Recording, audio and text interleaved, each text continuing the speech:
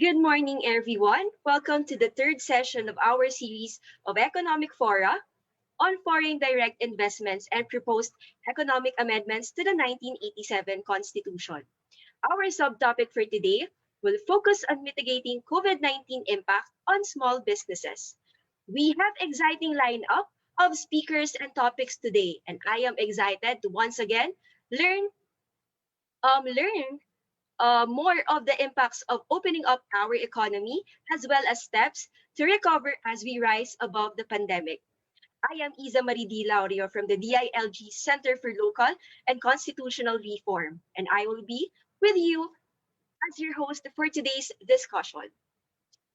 This series of um, economic fora is led by the Department of Interior and Local Government, and our co-organizers are the Konrad-Adenauer-Stiftung Philippines Office, Center for Research and Communication, the Center for Strategy, Enterprise and Intelligence, or SENSE, the Development Academy of the Philippines, Graduate School of Public and Development Management, Philippine Society for Public Administration, and Blueprint.ph. A few announcements as we begin our webinar. May I remind the participants in this room that this room will be able to interact through the chat function of our Zoom. You should be able to find the chat box down all the bottom of your Zoom screens. We have a lot of participants, so to avoid confusions, panelists will see only videos of moderator and of their co-panelists. So if you have questions, we highly encourage you to put them up on the chat box, and we will get as many as we can later during the open forum. Please be informed also that certificates will be issued to participants in the Zoom meeting room by request after they have attended the session 3 and 4. So watch out for the request link on your email, and no need to chat your email address here, as we will only cater those requests in the Google Forms. Now, let us begin and pause for a moment of prayer.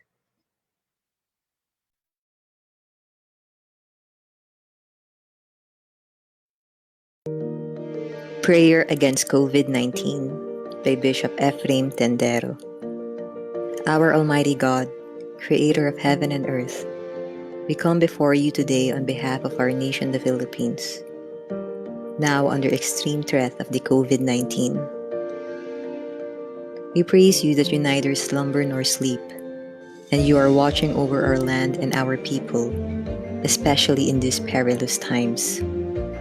Our help comes from you. We cry out for your mercy and protection against this virus. We declare that you alone are our refuge, our place of safety. We pray that you protect our people from this deadly disease and rescue our land from this dangerous trap. Grant our President and all our national and local leaders wisdom and understanding as they establish and implement guidelines, measures, and strategies in fighting against COVID-19. Enable our health officials and medical personnel with your strength and power as they attend to the sick and vulnerable, and help many others to stay healthy. Lead the medical scientists here and around the world who are working double time to find the antidote to COVID-19. In these dangerous times, grant us your grace and peace to stay calm and to overcome fear, because the spirit of fear does not come from you. Instead, you have given us faith, hope, and love. You have given us power and a sound mind. Your word says that you will keep in perfect peace those whose eyes are fixed on you. Finally, we pray that in the midst of this pandemic, you will unite our people in love, bind our nation in peace, and bring hope and healing to our land with your grace and your power. In the name of our Lord and Savior Jesus Christ, we pray. Amen.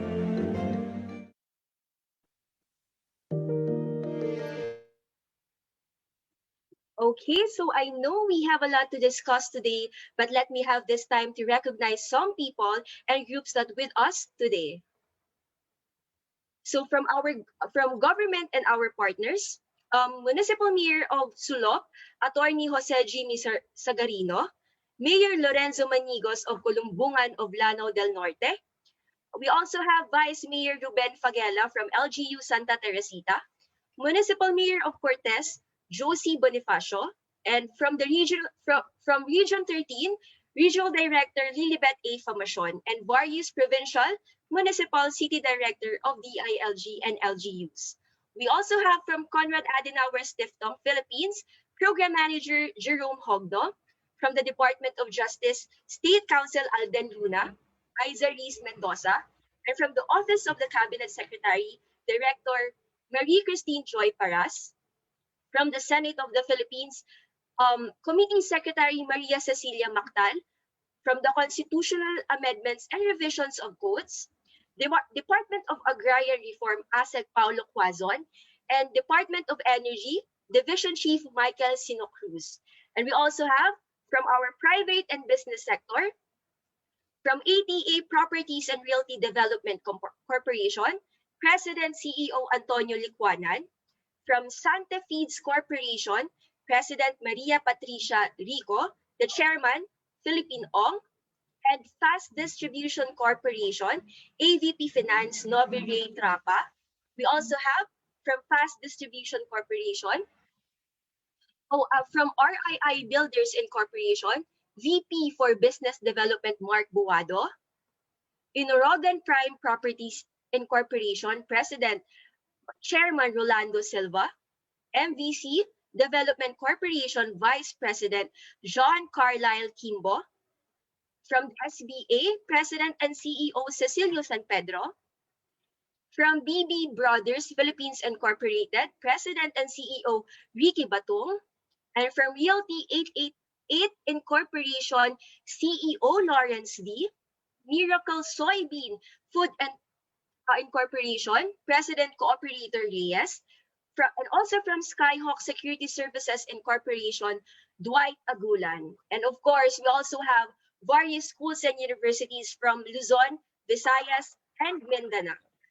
So, and of course, I am very also glad to note the presence of our friends from the academe, civil society sector, regional to field offices of various NGAs, business groups, and all relevant service sectors with us today. I may not mention everyone, but please be informed that our secretariat has duly noted all your registration details. Now, to formally open the session, let us hear a message from the ever hardworking Undersecretary for Plans, Public Affairs, and Communications of the Department of Interior and Local Government, Undersecretary Jonathan E. Malaya. Good morning, sir. Good morning, Izza, at magandang umaga po sa inyong lahat. I hope you are hearing me clear and loud. I'd like to welcome you all to this very important activity organized by the Center for Local and Constitutional Reform of the Department of Interior and Local Government, as well as the Interagency Task Force on Constitutional Reform.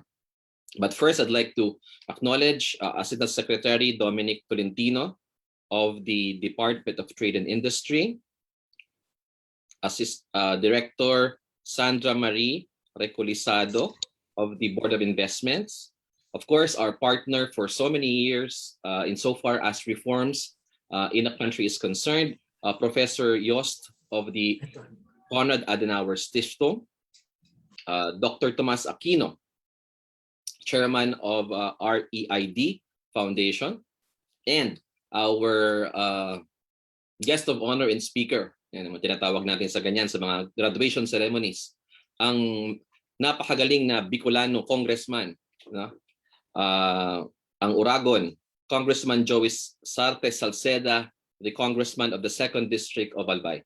Magandang umaga po sa lahat po ng mga kasamahan nating local government officials, DILG officials, and others in the business sector. Thank you for joining us in this session, which is session 3 on the opening up the economy, mitigating COVID-19 impact on small businesses. Hindi ko na po ito papahabain dahil ang dami po nating pag-uusapan sa umagang ito.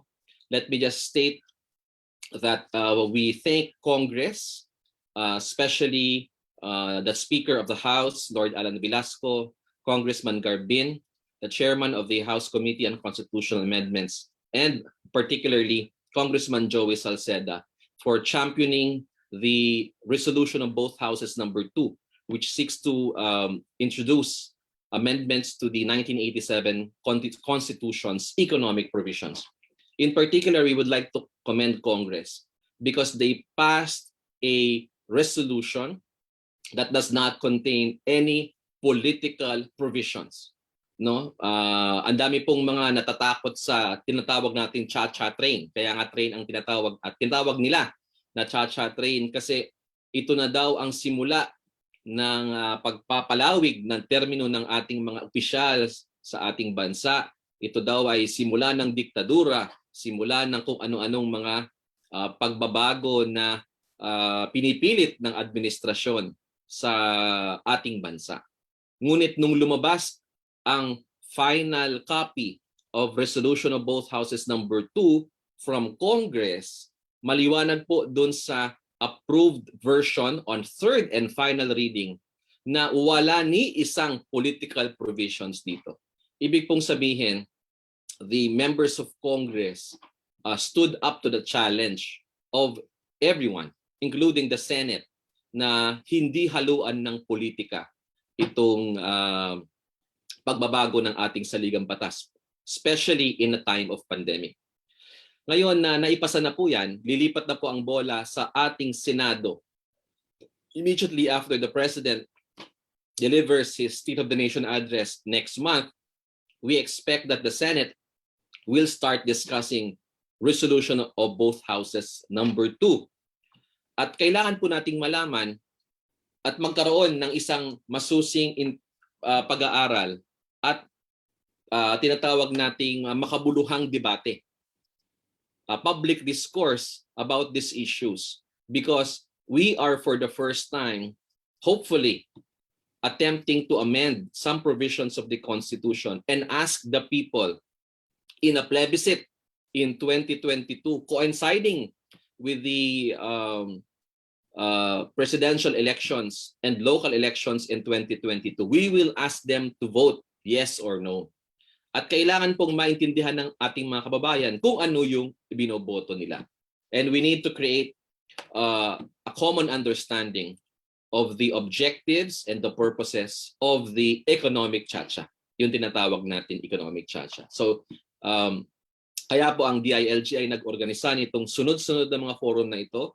Iba't iba na mga participants at iba't ibang mga topics with relation to economic reforms dahil napakahalaga po nitong pag-amyendang ito, not only for the short-term recovery of our country, but most especially for the long-term recovery of our country.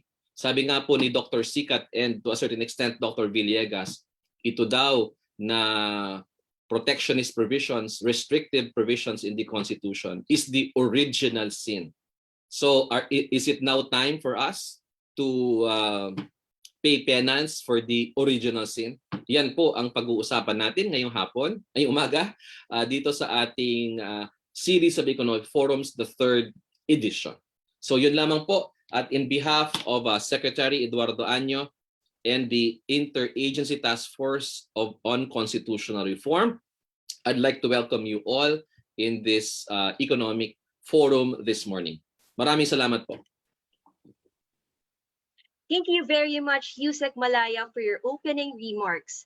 Now, let us hear an opening message from one of our partners for this series of economic fora and a longtime partner of the DILG, the Country Director of Konrad-Adenauer-Stiftung, or CAS Philippines, Professor Dr. Stefan Jost. Good morning.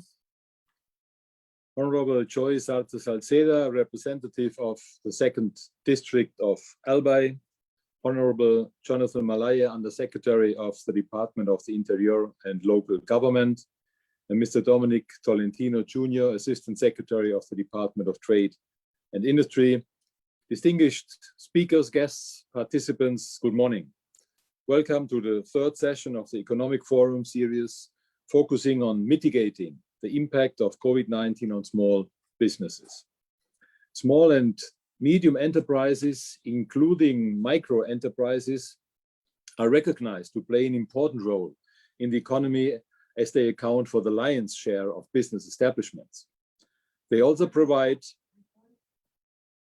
much needed opportunities to employment while contributing significantly to the country's gross domestic product, especially in this time of health crisis. In the 2019 list of establishment, SMEs account to almost 10% of the establishments in the country and generated employment of about 32% or equivalent to about 2.8 million jobs. However, as we observed last year, SMEs faced a lot of concerns and obstacles as a result of a temporary closure due to lockdowns and restrictions.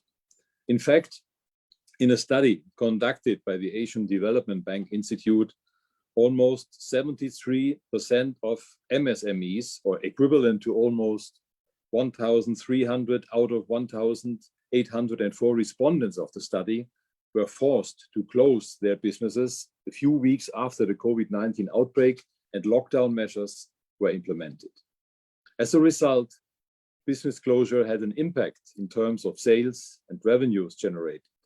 In the early stage of the lockdown, there were no changes experienced in terms of employment. However, as the prolonged effects of the health crisis takes its toll, SMEs were forced to lay off its employees to survive, while others coped by reducing employees' work hours and other mitigating measures. In the context of our forum, foreign investments are argued to be beneficial for countries like the Philippines through the means of imparting good practices in corporate governance and facilitating technology and skills transfer, among others. It will also provide necessary capital infusion needed, especially in this time when the country is struggling to cope with the effects of the pandemic. However, many Filipinos express their apprehension toward this undertaking. That is why this forum is essential to all Filipinos, for them to better understand the effects of opening the economy in their lives. It is fortunate to have our distinguished speakers with us today to shed some light on the effects of opening the sectors of the economy and how could this pave the way for the development of SMEs in the Philippines. I hope that by the end of this session, our speakers could share with us how we can ensure that the intended effects of opening the economy will be delivered, taking note of the past experiences of the country in opening some sectors of the economy. How can we ensure that aside from successfully enticing foreign investors to open up businesses in the country, the benefits would be felt by the Filipino people? Without further ado, I thank Usec Jonathan Malaya and his team for organizing this forum and making CAS Philippines a part of this endeavor. I also express my gratitude to our distinguished speakers for allotting their time with us today to share their insights on the issues. Thanks also to Jerome Chokno, Program Manager in the CAS Philippines, for his commitment and permanent excellent work. And last but not least, I express my gratitude to the people behind the screen who ensure that the online forum will be smooth and efficient. I hope that you, our participants, will stay with us and actively engage in the discussion. Thank you very much. Maraming salamat po. Thank you very much, Dr. Jost, for your support and for that message. Of course, our topic for today is on the impact to the micro, small, and medium enterprise, or the MSMEs, as we open up our economy. It is but necessary that we hear from our next speaker. Our next speaker is the Assistant Secretary of the Department of Trade and Industry, Regional Operations Group. He is currently a member of the National Task Force Against COVID-19, Coordinated Operations to Defeat Epidemic Team, and DTI Focal Person for the distribution of face masks pursuant to President Roa Duterte's directive to strictly enforce minimum health standards in communities and to provide 30 million face masks to vulnerable sectors that include household with senior citizens, pregnant women, special health conditions, and special amelioration program beneficiaries. Prior to his appointment as Assistant Secretary, he served as the Director of the Fair Trade Enforcement Bureau of DTI Consumer Protection Group. He is also a former director of the Consumer Policy and Advocacy Bureau, the office that develops advocacies and policy to ensure a fair marketplace for both the consumers and businesses. Asec Tolentino hails from the city of Cavite and comes from the Tolentino clan. He represented the Philippines during the ASEAN Regional Forum on the Promotion of Sustainable Consumption and one of the DTI's representative to the Asia-Pacific Economic Cooperation meeting on digital marketing and promotion held in Varas, Chile last August 20 to 26, 2019. Lastly, Asec Tolentino finished his executive course on leadership, innovation, communication, and knowledge management conducted by the Academy's Graduate School of Public and Development Management in partnership with Aboitiz Equity Ventures and National Union of Career Executive Service Officers, held on October 5 to 16, 2020. Ladies and gentlemen, let us all welcome Assistant Secretary Domingo R. Tolentino Jr.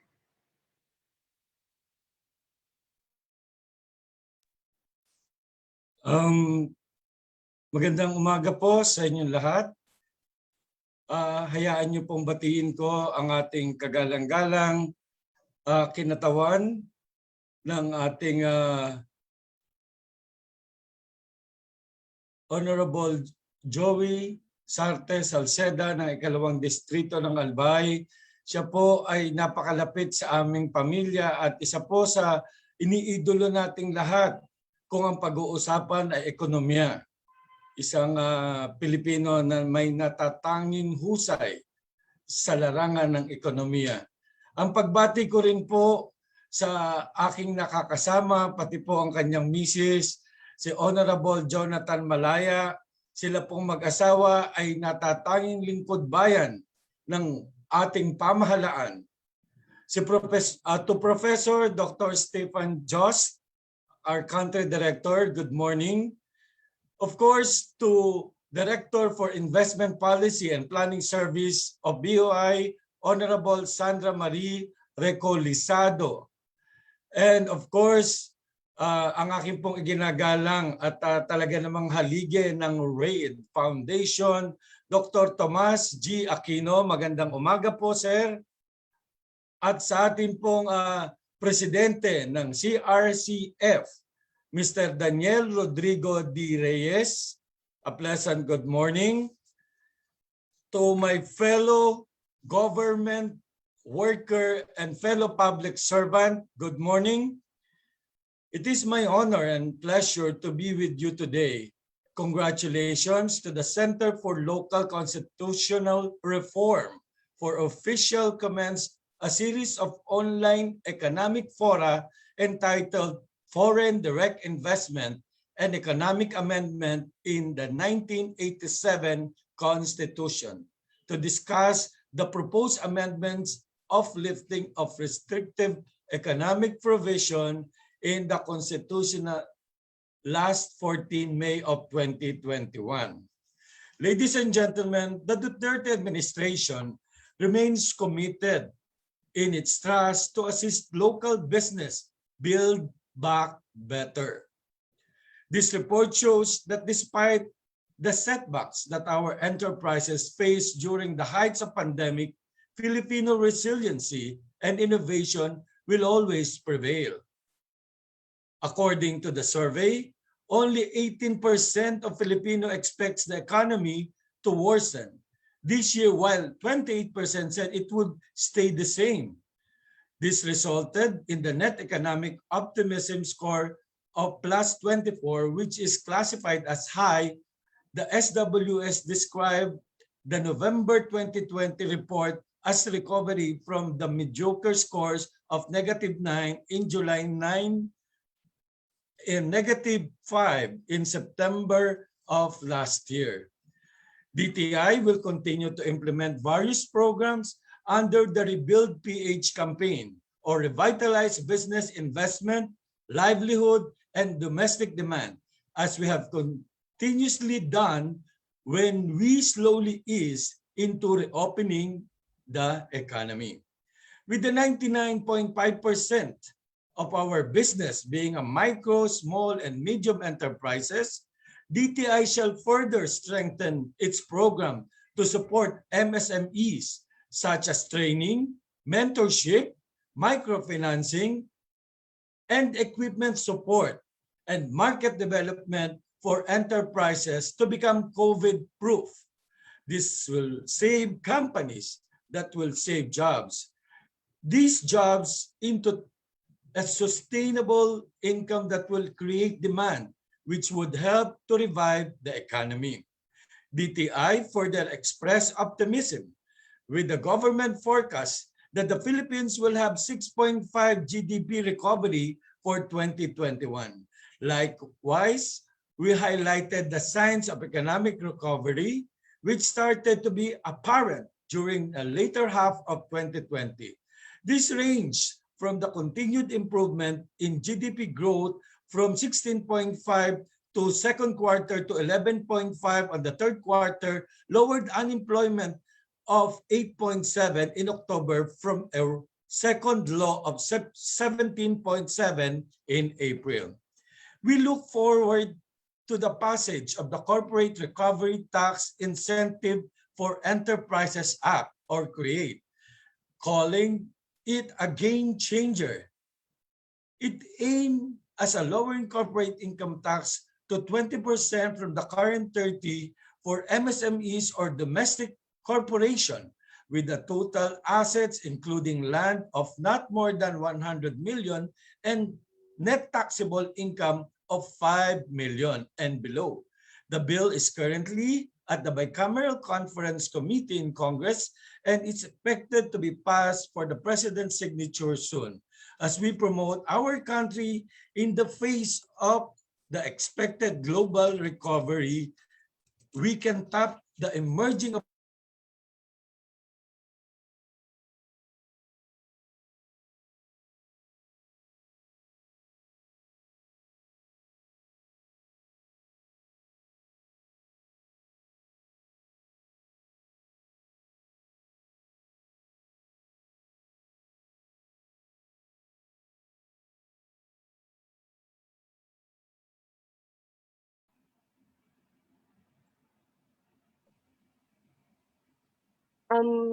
Asec Tolentino, I think you're on mute po. way. Okay, okay na po. On what part? I I'm think sorry. 5 seconds po na mute kayo, Asec. Oh my, okay, 5 sige. seconds. So it went automatically. I didn't notice that. I'm sorry. Sorry for Okay. As we promote our country in the face of expected globally recovery, we can tap the emerging opportunities and challenges from shifting trade, investment preferences, and changing forms of international production. This will be made possible as we continue to fast-track our industrial strategies and rescaling and upscaling of our workforce, along with adopting new technologies with aggressive build infrastructure development program of the Duterte administration. Economic infrastructure will further drive down costs and improve efficiencies in business operation with a more resilient, inclusive, sustainable effort. We are gearing up to the dramatic recovery for the year ahead.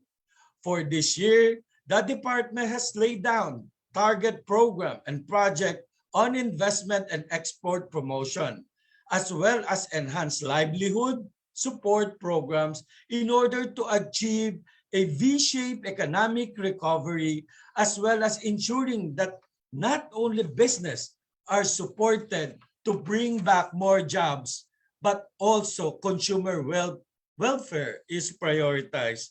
Ladies and gentlemen, I would like to congratulate the CLRC as part of the public advocacy effort for all the Filipino people and the consumer to have a platform for all information, amendments, and lifting and restrictive economic provision in the Constitution. The purpose of this series Fora is to have an evidence-based discussion and inform the public on this very important initiative. To all of you, it is my great honor once again to speak, and thank you very much po sa ngalan ng aming mahal na kalihim, Ramon M. Lopez, na nagpapaabot ng kanyang pagbati sa inyong lahat. Ito po ang inyong lingkod, Assistant Secretary Dominic Tolentino ng Regional Operations Group and Advocacy Division. Maraming salamat po. Magandang umaga. Thank you very much for your warm message, Assistant Secretary Domingo R. Tolentino Jr. So now, before we proceed to the program, may I request everyone to answer a quick entry poll. For our Zoom participants, kindly answer this poll question. Are you aware of the bill RBH2 to amend the economic provisions of the Constitution? So you'll just answer yes or no. So while our participants are answering the poll question, may I acknowledge the presence of our participants? Mayor Joel de los Santos of LGU Santa Barbara, Pangasinan. We also have Mayor Wilson V. Maralit from LGU Balete, Batangas. Okay. So, are you aware of the bill RBH2 to amend the economic provisions of the Constitution? Okay, so while we are waiting, okay, so I encourage everyone po to answer our quick poll question lang before we can proceed to our next speaker. Okay.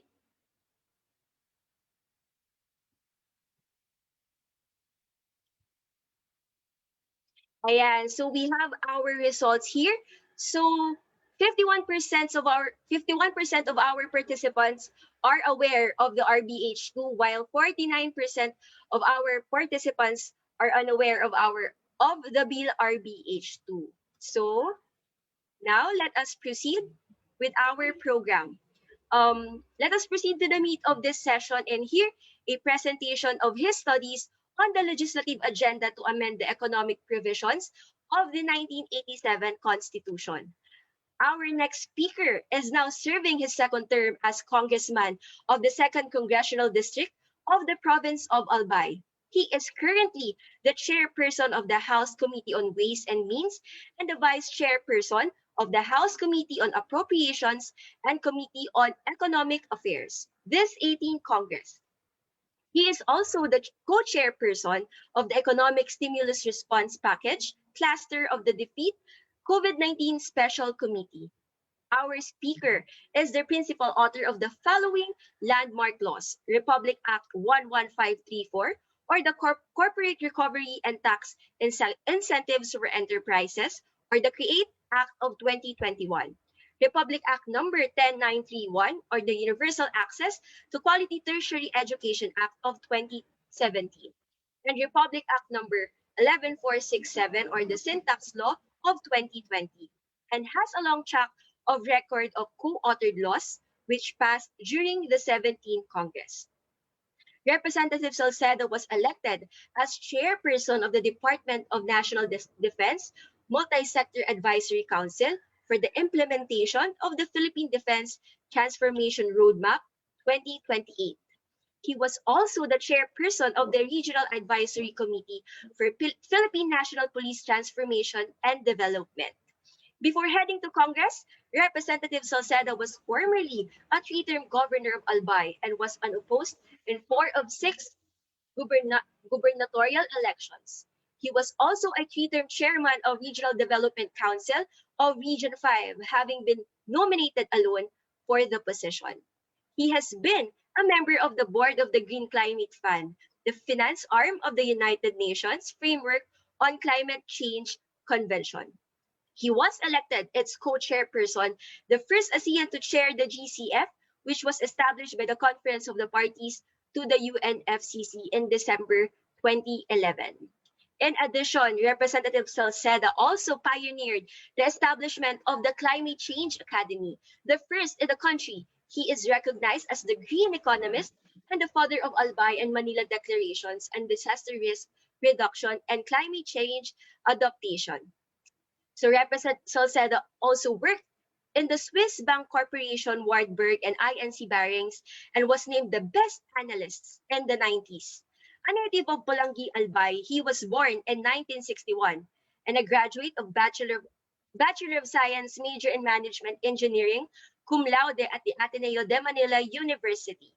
He earned his master's degree in business management with a distinction from Asian Institute of Management and was conferred Doctor of Humanities honoris causa with the Bicol University. Ladies and gentlemen, let us all welcome Representative Joey Sarte Salceda.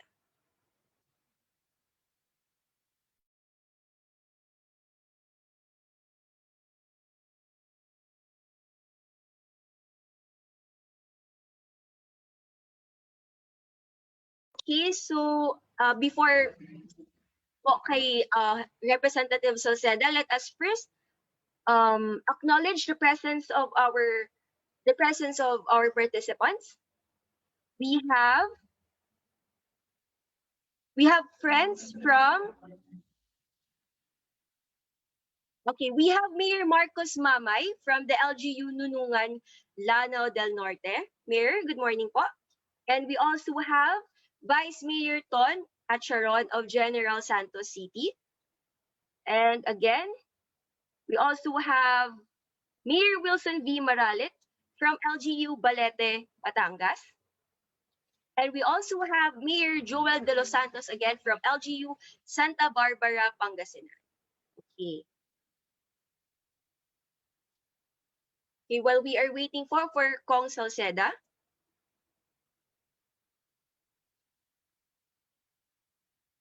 Okay, so good morning po then for our media friends. We would like to request that you kindly rename with your name and agency organization for proper acknowledgement din po. So thank you very much. Again po, for our media friends, we would like to request po to rename your name so we can properly acknowledge your agency po. Okay. So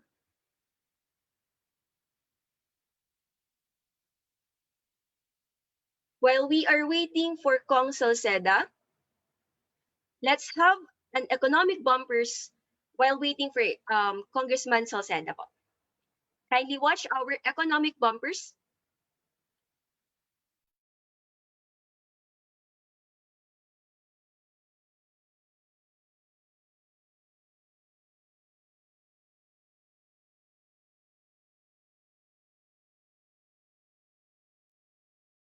Hello mga kakorkada! Alam niyo ba na pinakamababa ang Pilipinas kung ihahambing sa iba pang mga bansa sa ASEAN pagdating sa pagpasok ng Foreign Direct Investment o FDI? Ang Pilipinas kasi ay may pinakamahigpit na mga batas na sumasakal sa pagdaloy ng FDI sa bansa sa 10 na kasapi ng ASEAN at nasa pang 63 na tala sa iba pang bansa noong 2015. Sa madaling salita, hindi nakakasabay ang Pilipinas sa pag-unlad ng mga karating bansa sa Asia dahil sa mababang FDI nito mula 2008. Sa core, layunin natin na magkaroon ng bukas na ekonomiya na ang lahat ay may pag-asa. Proposal ng Task Force Core na tanggalin ang restriction sa ekonomiya sa pamamagitan ng pag-amyenda sa probisyon ng 1. Operasyon sa public utilities, 2. Pagpapatakbo ng mga institusyong pang-edukasyon at 3. Regulasyon pagdating sa mass media at industriya ng advertising. Kaya nirekomenda ng CORE ang paglalagay ng salitang unless otherwise provided by law sa kaukulang restriksyon na kasalukuyang nakatala sa ating saligang batas. Ito ang sagot sa mas maraming oportunidad, mataas na gross domestic product, maraming trabaho, malakas na infrastruktura, improve na ease of doing business at competitiveness sa bansa. Bukas na ekonomiya para sa lahat. Sa ilalim ng Constitutional Reform o CORE, makakapaghatid na ang bansa ng abot-kayang serbisyo na aagapay sa pangangailangan ng mga mamamayan. Mas dadami ang mga mamumuhunan sa ating bansa na hindi lamang nalilimitahan sa iilang mga Pilipino. Dahil dito mas magiging malawak at globally competitive ang ating ekonomiya. Mababawasan din ang iilang mga negosyanteng nagmamayari ng mga kumpanyang may monopolyo at nagkokontrol sa mga industriya sa bansa. Sa gayon, magkakaroon tayo ng isang healthy competition na kultura sa bansa. Ang pagdagsa ng foreign direct investment sa bansa ay magdadala ng maraming trabaho at oportunidad sa lahat. Halimbawa, dahil sa core, mas maraming kumpanya mula sa ibang bansa ang maaaring mamuhunan at makilahok sa build na programa ng ating pamahalaan na siyang makakapagpakilala at makapagdadala ng mas mahusay at dekalidad na produkto, expertise at makabagong ideya sa bansa. Hindi lang iyan, mapapalawig na rin ang mataas na kalidad pagdating sa teknolohiya, accessible at mababang presyo para sa mga mamimili, sapat na supply at mataas na antas ng infrastruktura na sagot sa matagal ng problema ng mga mamamayan sa komunidad maging sa ating ekonomiya. Sa core, makakamit ang minimithing paglago ng ating ekonomiya na siyang tuluyang mapapaunlad at mag-aangat sa ating bansa. Matatag, maginhawa, at panatag na buhay. This is the Filipino people's collective aspiration. We have been working to turn this into reality for every Filipino by 2040. Unfortunately, in 2020, our lives have been disrupted by the unprecedented impact of the COVID-19 pandemic. Yet this crisis has only motivated us more to rise to the challenge. After all, our aspirations remain the same and have become even more pronounced today.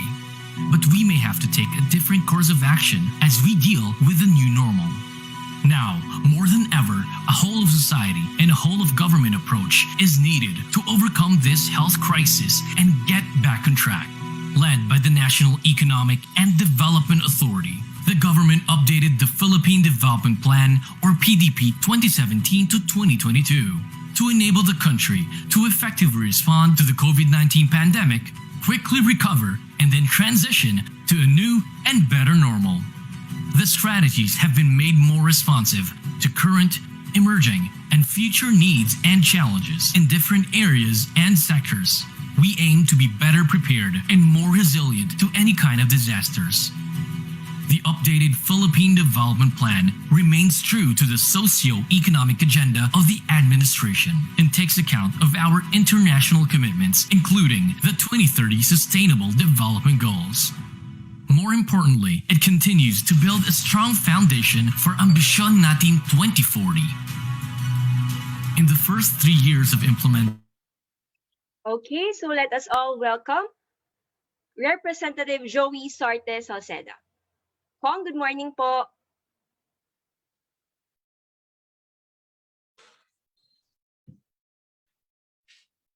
Good morning. I'd just like to thank CORE for this opportunity, again, to support the moral imperative for constitutional reform. And I'd just like to focus on essentially what is currently on the table in the House of Representatives. Next.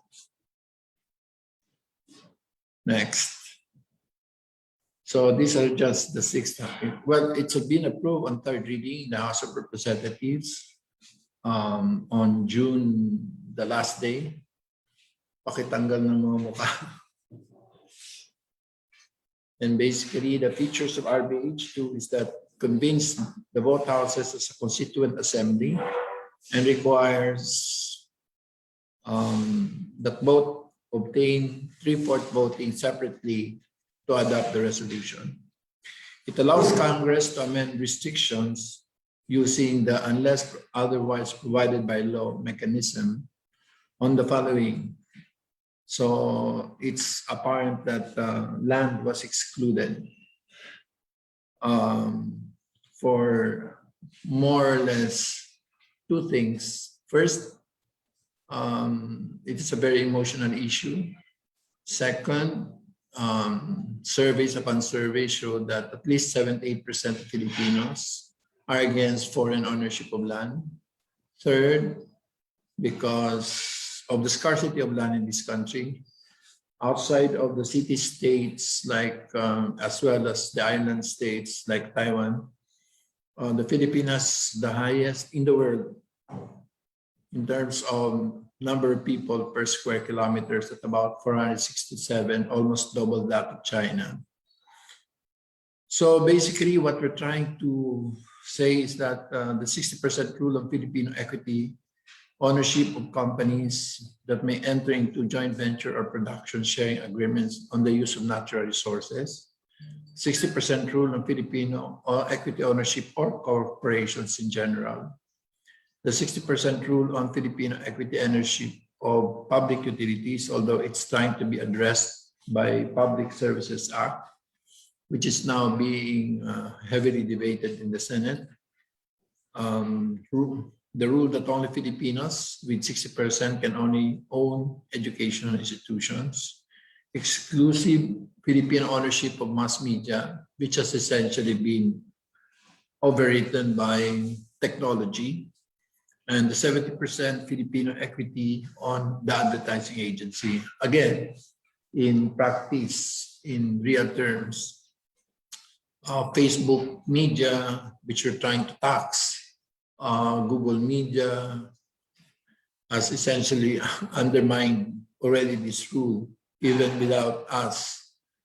But I think there's greater benefit if we formally, not because it is already there, but essentially because it would allow these companies to domicile in this country. For example, I have had difficulty in, for example, taxing Facebook and Google with 50 billion advertising revenues from Filipinos because they're not domiciled here, and there's been resistance. But if we allow them to domicile here, then I think that takes away and gives more resources to the Philippines. The only conundrum here is the fact that there is some argument that if you want immediate results, why don't you just reverse it? So, but the political aspects are that it may be very difficult to sell, wherein, in short, instead, unless using the same unless provided for by law, but we may amend it immediately that foreigners may be allowed to own companies up to 60% unless provided for by law.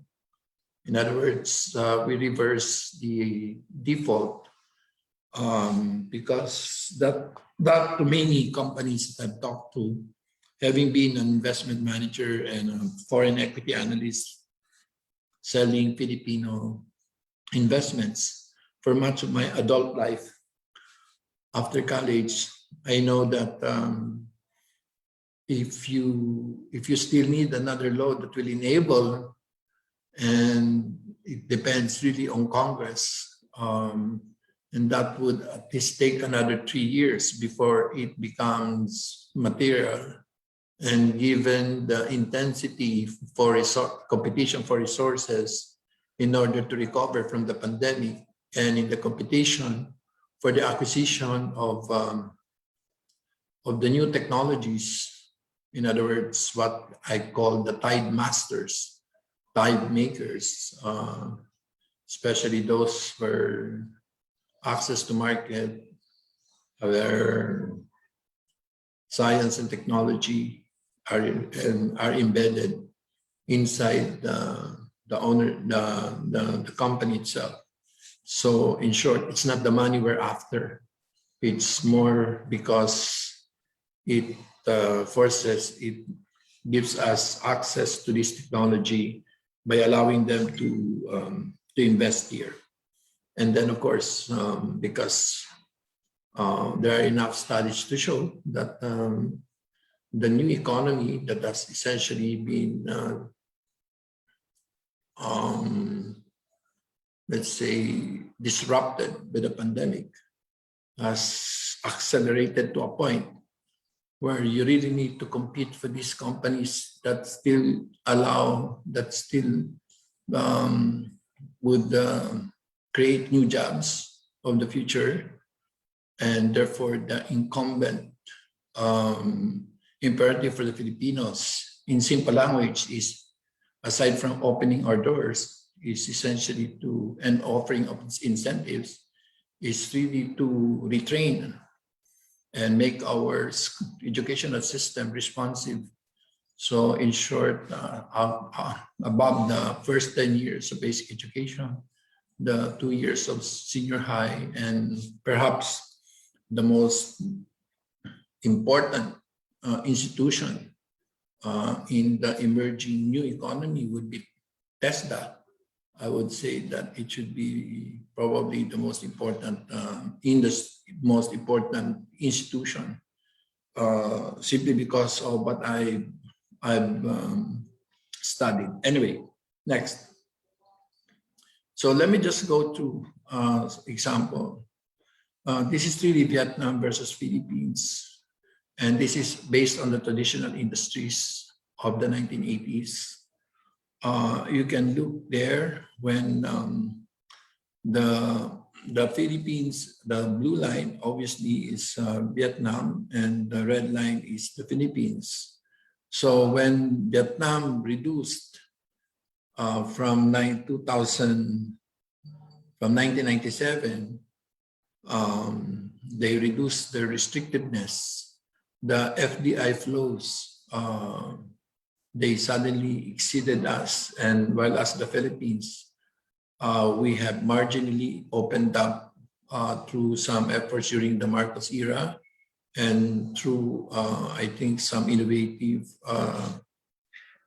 during the PGMA area, wherein we used, for example, the ICF, with this International Competitiveness Fund, to get big ticket FDIs like Hanjin and TI in Clark, by simply offering them incentives that are not that are competitive, and therefore this allowed us some leeway. But I think we cannot keep using this what you call extra, not the extra legal, but rather non-conventional methods. I think we need to be more predictable and more transparent in terms of our ability to compete. CREATE actually is a very competitive document and embraces a lot, including, I think, the devolution under Mandanas plus CREATE, I think, would produce. But we will not be able to optimize that unless the new industries are, in other words, you make your sala very beautiful, but the gate is closed. Next. So Vietnam used to have tighter, so in short, that was essentially the story behind that chart. Next. So in 1987, you had the Doi Moi. So with the desire to, this is really from their foreign investment law, desire to above every means to attract foreign capital for local development. Whereas in 87, we ratified the 87 Constitution, which enshrined into the basic charter our paranoia. I don't know whether it is linked to our Marcosian phobia, but basically, I think I wouldn't want to ascribe any other motivation, but except to describe it. The law even permitted complete foreign ownership of domestic physical assets and outlawing the prospects of nationalization. So very different worldview. At the end of the day, it is really the collective bel tension of a country that determines where you want it to be. So, but now we're stuck by the very constitution that does provide some leeway, but I think has been very difficult. Next. So actually, while we try to do better against our past performance, you can see here that actually President Duterte there has been a Duterte boom in FDIs, although uncertainty due to delays when we approved the CREATE in January 23, 2018, and was only able to approve it by 20. So there was a 3-year lag where foreign investors, even domestic resident, yung mga nandito na, yung reinvestment nila, hindi nila, yung expansion plans nila, they put it on hold until they know what regulatory environment they will face. So we expect a recovery from it. We are starting to see that. People say it's because the base was low due to the pandemic last year. But I think if you read the annual reports, increasingly corporations are actually reporting, been citing CREATE as the basis for their performance or their profitability, and then probably their investment plans. I think you can go through since it's already June, so much of the annual reports are already out. Next. So our FTFR has lagged behind our neighbors, even if we started in similar places in 1986. The Philippines is obviously the dotted line. Ang natatalo natin ngayon is Thailand lang ata because of their own persistent political instability, which is probably one comparative advantage we have now with Thailand. Although they have a head start because they have moved ahead, but I think again, the doctrine of political economy is something that needs to be understood if you want the dynamics of political economy in the Philippines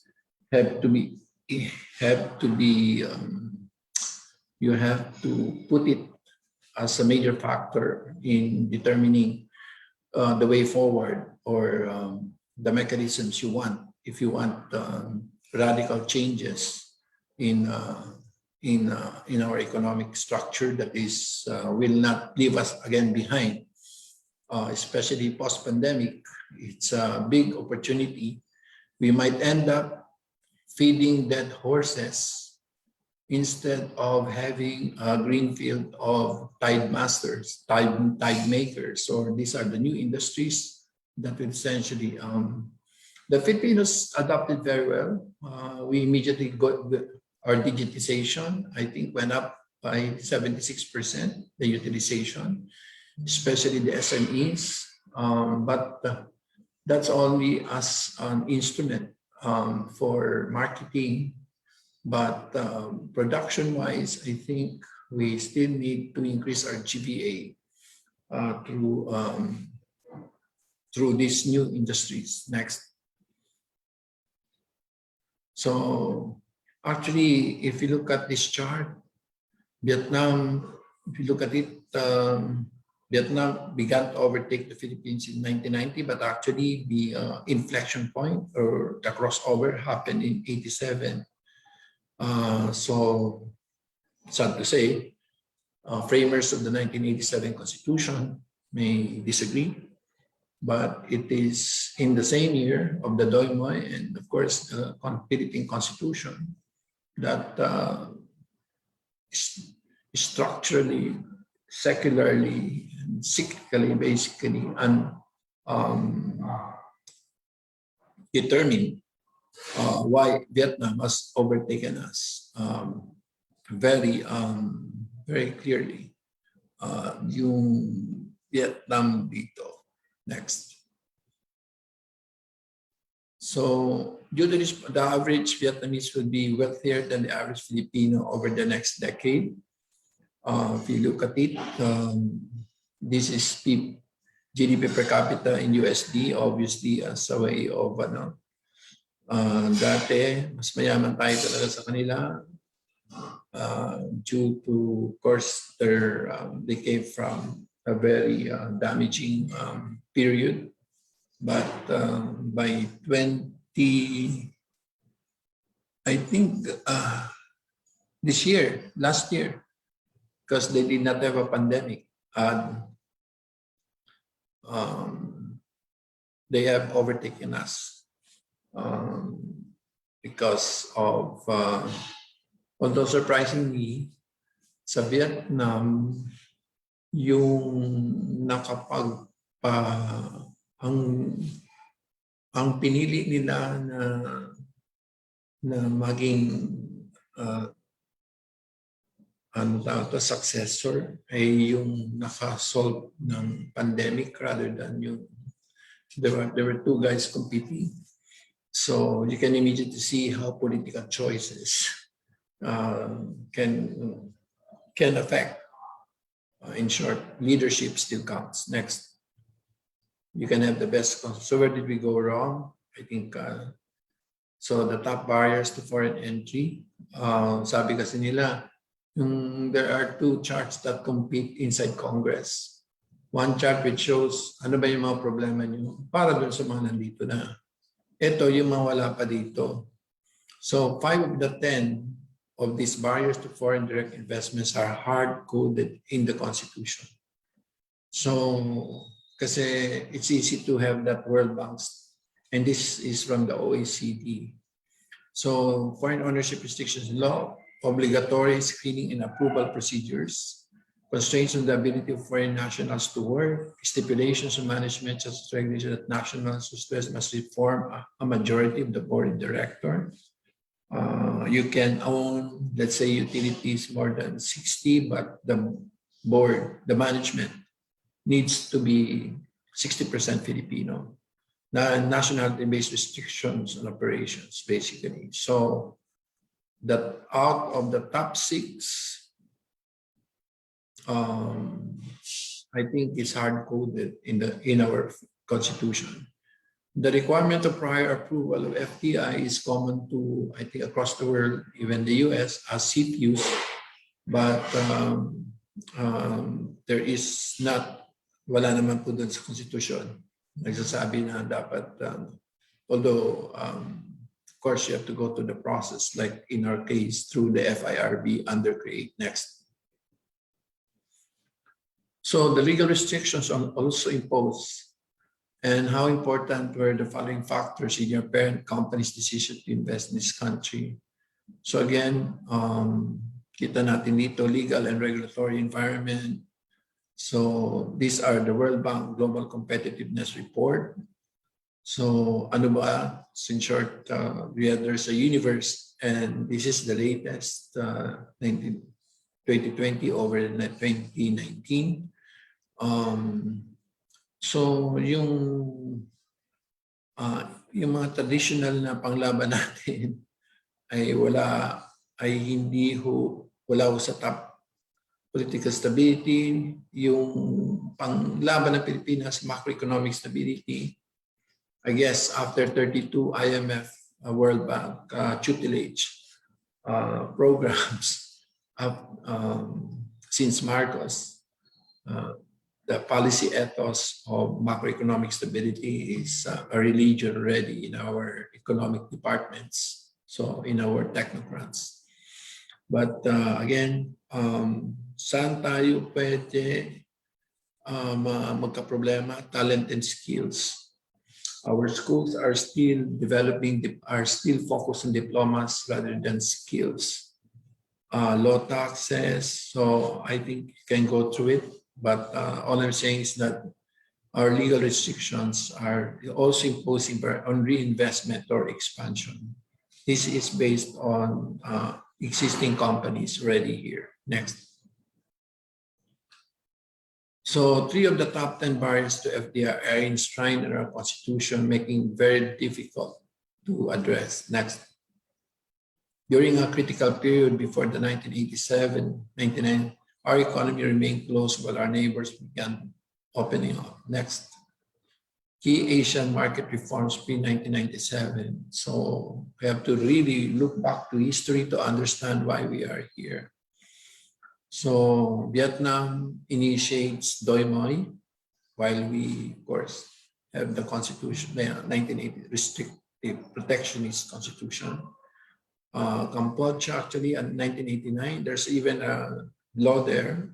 And during the period, nung andun po ako kay President Laurio, sabi ko mayroong rules sa Vietnam na yung mga provinces were allowed to approve FDIs subject only to certain restrictions on what mga malum prohibitum, basically. They can approve FDIs on their own. So they don't have to go through any other process except talk to the sanggunian of a province. And the Malay-centric NEP of Malaysia, they changed it. So a more inclusive national development plan. China completes the Dengist reforms that opened up the economy to FDI. It took them what? From 1978 to 1994. So almost 16 years. So wag ko kayong madismaya. Kaso that's already what? 25 years ago when they come. And of course, the WTO, we joined in, and Vietnam completes the first wave of market next. So in fact, we remain among the most restrictive economies in the world to the FDIs. Next. The Philippines is among, ang pangilan ba tayo? After Libya, Algeria, and Palestine. But Palestine has good, how do you call that? Backyard called Israel. So, isang tawid lang yung kanilang mga tao can benefit. One thing that really surprises me is that there is in the small stock exchange in New York, where 47% of all listed stocks actually are originated from Israel. How can a small country, with essentially no resources and a lot of enemies, they just focus on research and development and science and technology. So we have a way to go. Next, this is OECD. In our own region, we are the most restrictive, definitely. Next. So this is the ASEAN Restrictiveness Index. Lalo na sa primary sector, yung natural resources. Talagang sobra. So hopefully yung lifting ng EO ng 138 pa. And so almost across sectors. So we are the most restrictive. Next. So by various sectors, agriculture, forestry, especially in electricity. So the percentage of foreign equity ownership in ASEAN countries. So I just want an empirical database. Next. And it is also, that's just ang isang dito, transport eh. So tayo, talagang very, very restrictive. Ito actually ang major, although telecommunication has been allowed, but through certain legislation, but sa fixed line, tapos sa banking, up to 50%.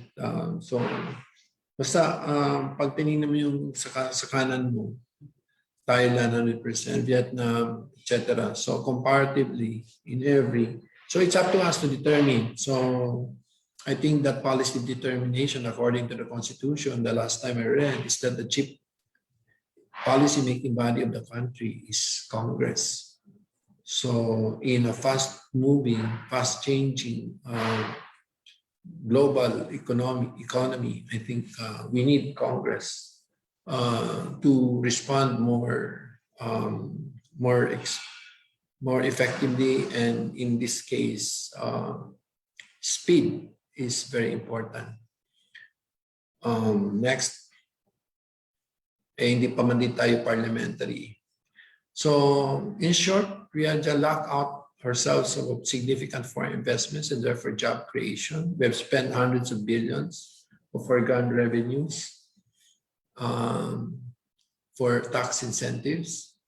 Every year, we are spending almost 650 billion of tax incentives, but there is a tried and cheaper solution, very simple: open the doors to foreign investment for industries that need capital. Instead of sending our labor force abroad, we can attract foreign investments here and create the jobs here in the Philippines. Next. So what have our restriction cost us? The effects of high FDI restrictiveness. So it can be measured easily. So where is the Philippines in terms of, pasensya na kayo kung mga ginagamitan ng mga logarithmic. So this is per capita income. Kitang-kita mo na although it's not what 1, 2, 3, 4, 5, it's a sample of but I think directionally you already have a feel. That's why we are actually competing with Indonesia in the bottom. Next. So the FDI share has also slowed down. The Philippines has gone down from 5.1 to 4.4. Singapore actually has expanded radically. Such a small country, but they're getting the right industries, especially in the technology. So, kaya pwede pamigay yung lupa. Kasi hindi, ang late-late ng Singapore, pero tingnan mo, 69%, 60% sila ng lahat ng mga FDIs. Akaliit-liit. Next. We also fell behind in investments as part of each economy. FDI's percentage of GDP. Of course, the yellow one is Philippines. So clearly, we are become an outlier on our own because of our own inability to correct our structural next. Disadvantage.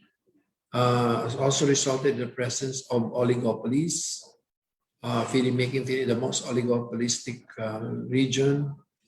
This is based on the WEF, the World Economic. So the extent of market dominance for ASEAN countries is the score here is based on business concentration. In other words, percentage ownership by the top 3. You can name virtually every single industry. Next. So restriction, but also because low investment. There's that further reduce the investment appetite. Operating monopolies and oligopoly, the corporate conglomerates find convenient to restrict production and investment below the competitive level. Also, their willingness to invest is inhibited by their concentrated ownership structure and their madaya itong mga oligopolies natin. I have a gut feel that they have more money invested abroad or cash stashed abroad. So I think if you force them into competing or having more joint ventures with foreign companies, that money can easily come back. When I was with President Laurio, I estimated out of 12 trillion from 2000 to 2010, there was about 11 trillion of cash flows generated. I cannot account for 7 trillion in their balance sheets. It must have gone abroad. So actually, it's not the money we're after.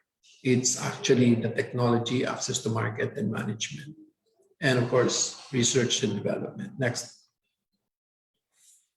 So this is the vicious cycle of undisturbed oligopolies. So how can you break it? I think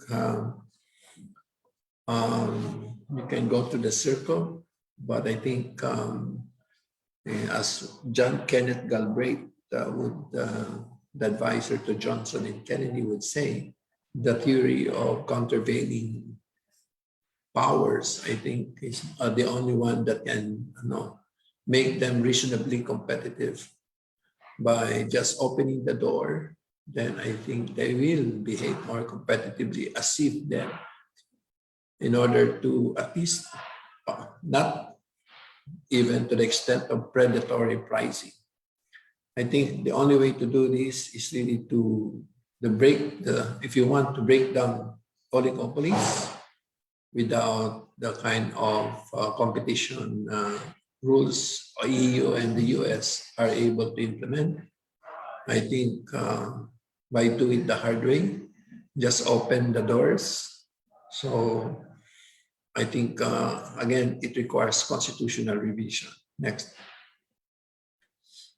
So what can we do next? If FDIs respond very well to lowering FDI restrictions. Next. Because again, I go back to the Vietnam case. Nakakaano talaga nakakaya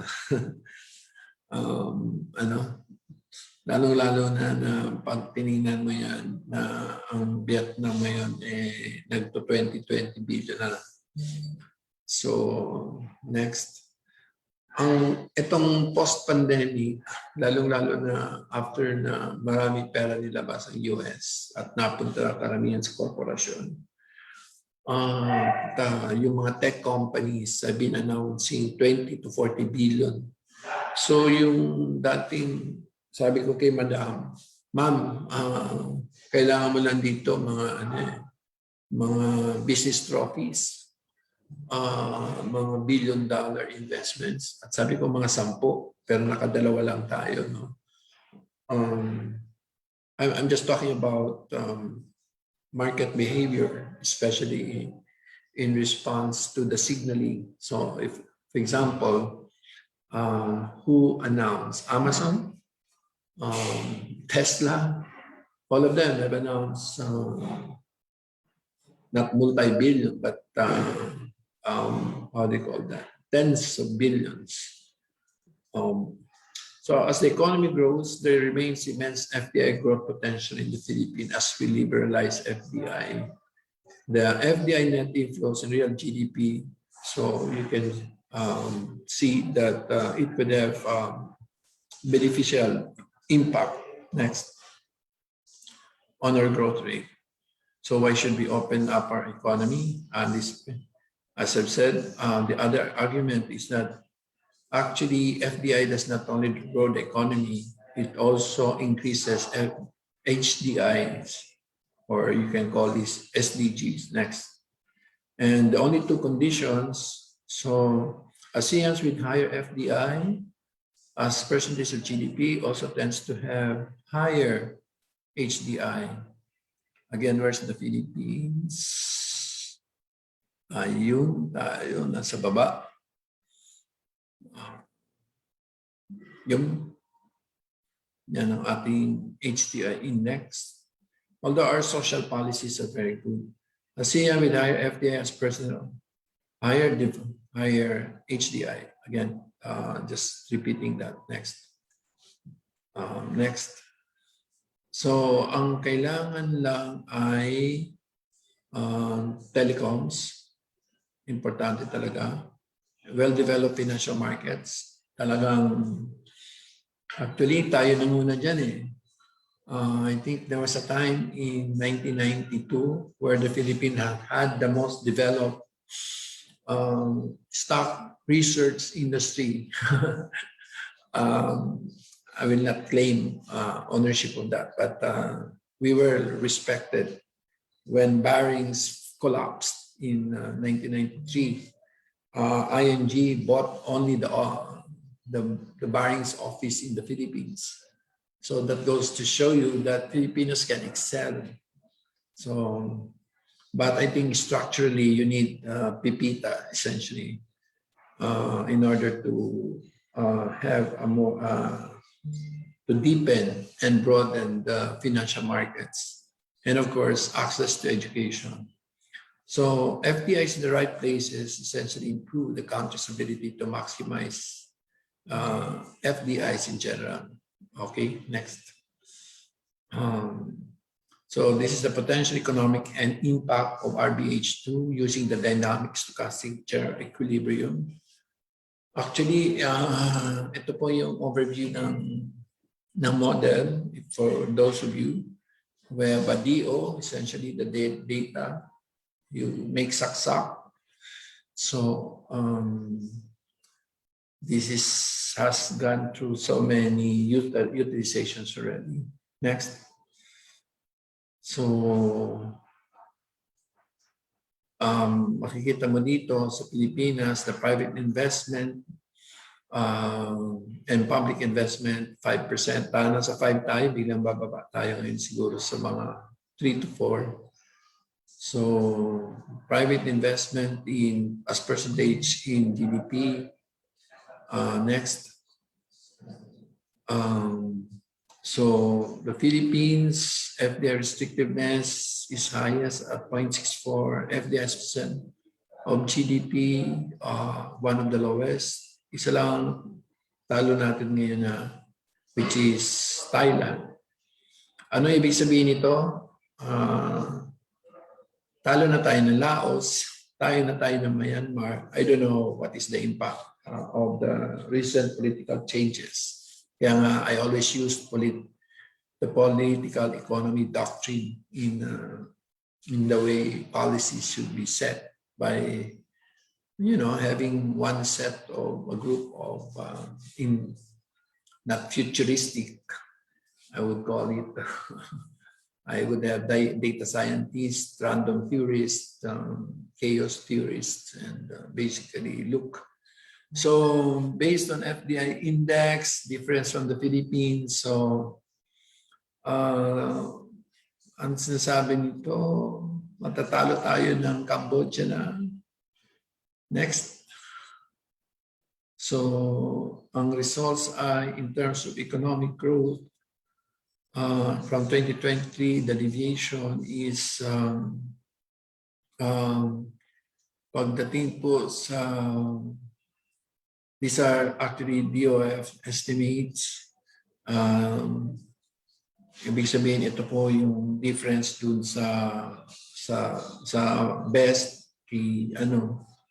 So ito yung mga mangyayari sa kanila using the same model, same amount or same model and different inputs basically. Next.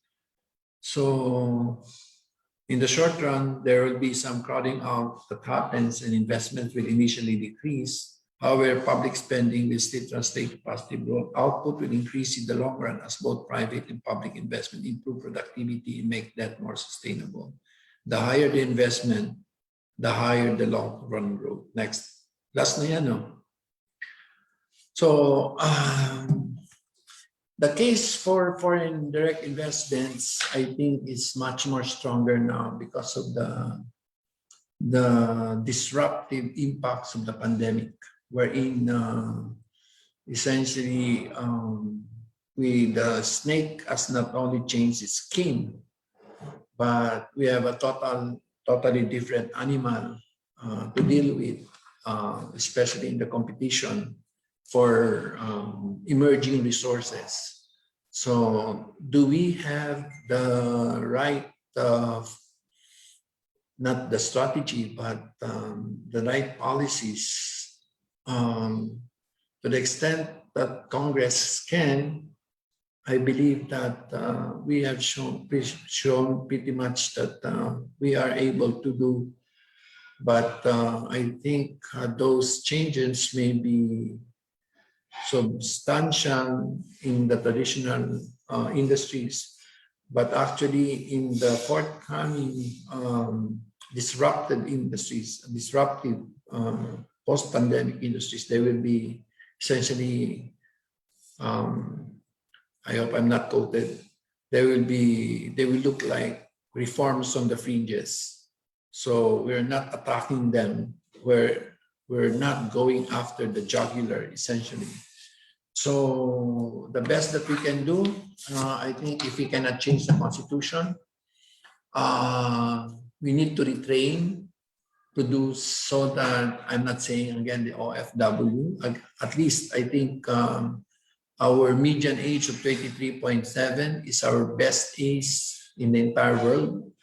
The median age in India is 44, in the US is 48, in China is 47.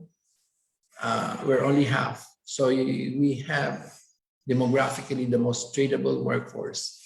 So probably that's why even the Constitution may restrain our capability to retrain.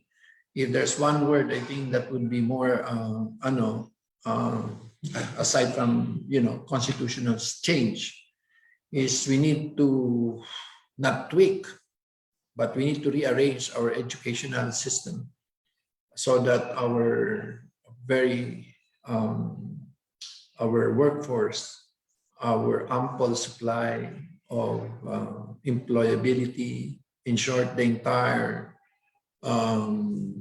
basic education cycle, aside from teaching fundamentals and values, I think should start employability at grade 11 to 12, and greater role for TESDA, and colleges and universities should probably reconfigure their courses. So I think I went beyond because I've been from so many Zoom yesterday from an international, one in the World Bank and one essentially in the G7. They're talking about climate change, 250 billion, pandemic, 250 billion, but I think the US again could probably reassert its economic superiority simply because Biden is emerging to be a very consequential US president by really restructuring the economy by putting a lot of resources that will in the what you can call the cutting edge industry. So I would like to thank again DILG for giving me this opportunity, and I would like to thank 423.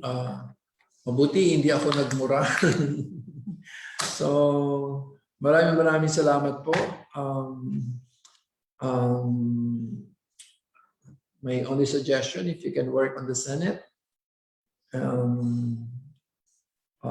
the second best, the first best is if the Senate goes along. The second best is if the Senate can. The first is approve the PSA and the RTL and the FIA. Again, we are in impasse in the BICAM, in the Retail Trade Act. They want 25 million. The House wants 250,000. So huge difference. The House has been a more liberalizing force in this country. So, pero kung gusto mo talaga nitong RDH2, kung baliktarin mo na kaagad yung default, that foreigners are allowed to own 60% unless otherwise provided for by law. I can tell you, your worldview of this country will radically change from one that looks at its navel, but one that looks at the sky. So thank you very much and good morning to all. I think I did not exceed my time.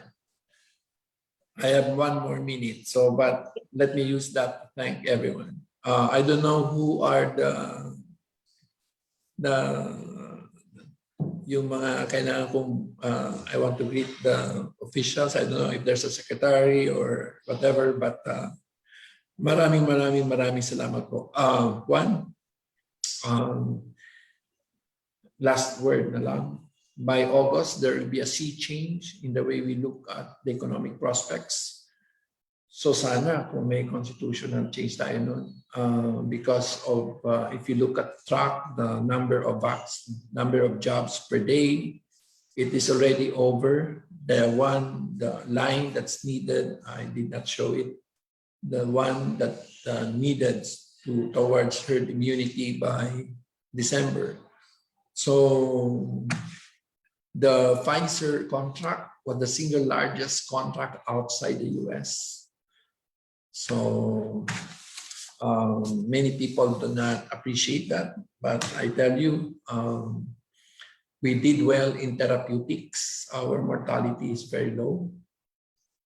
Second, I think in terms of vaccination, I think our local governments, we have a very unique local government system in the world.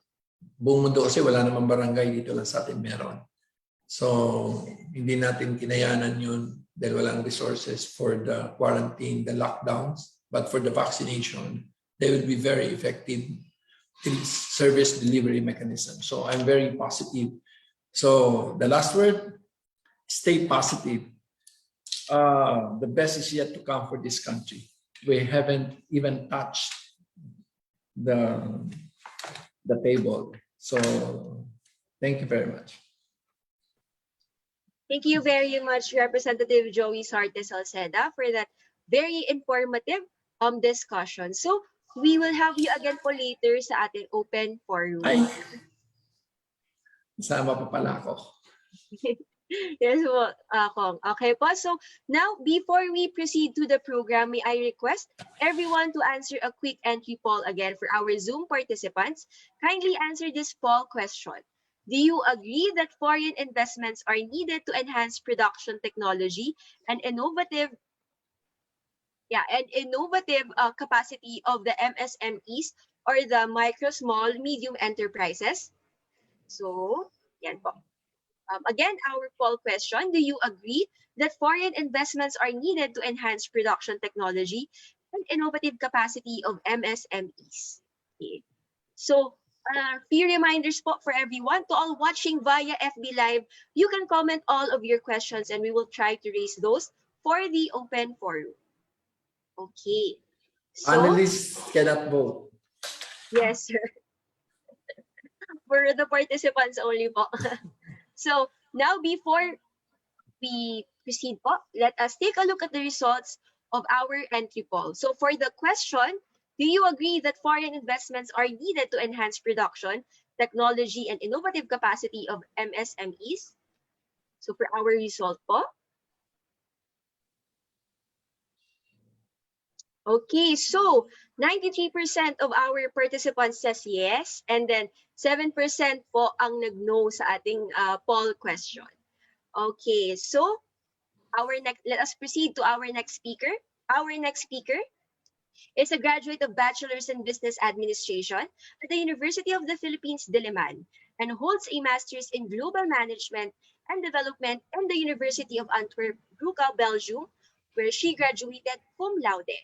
She has a long track record and service under the Board of Investment since 1993, and now she currently holds the position of Director for Investment Policy and Planning Service of the Board of Investments. Let us all please welcome Director Sandra Marie Recolizado. Ma'am, good morning po. Good morning po. May I request the assistance of the Secretariat for my slide presentation. So good morning po to everyone. Good morning, Congressman Salceda, to my former boss, kay Usec Aquino po, and to the officials present here, kay Asec, Tolentino, and kay Usec Malaya ng DILG. Good morning po sa inyong lahat, and also to the participants and organizers. Tapos ka na sa SIPP? Ay, hindi pa po, sir. Ang hirap po ng qualifications sa Section 300. Ang daming requirements. Inayawan kasi ng Senate yung hard coding ng 47 industries. 127 industries. Pero thank you. Thank you rin po. So my presentation is on foreign direct investments in the Philippines. So next slide, please.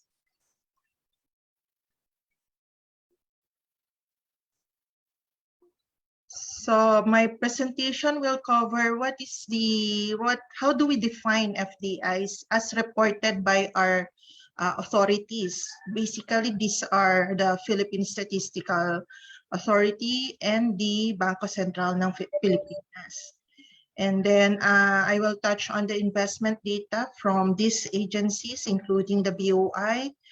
And then third is on the current MSME profile in the Philippines. And fourth is what benefits do we derive from the FDI as they accrue to the MSMEs. Next slide, please.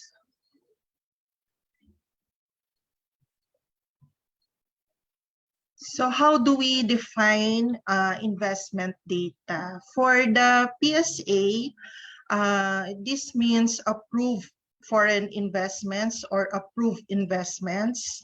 So what does it mean? It means that these are just committed investments or a reflection of the intention of the investors to invest in the Philippines, as approved by the concerned investment promotion agencies.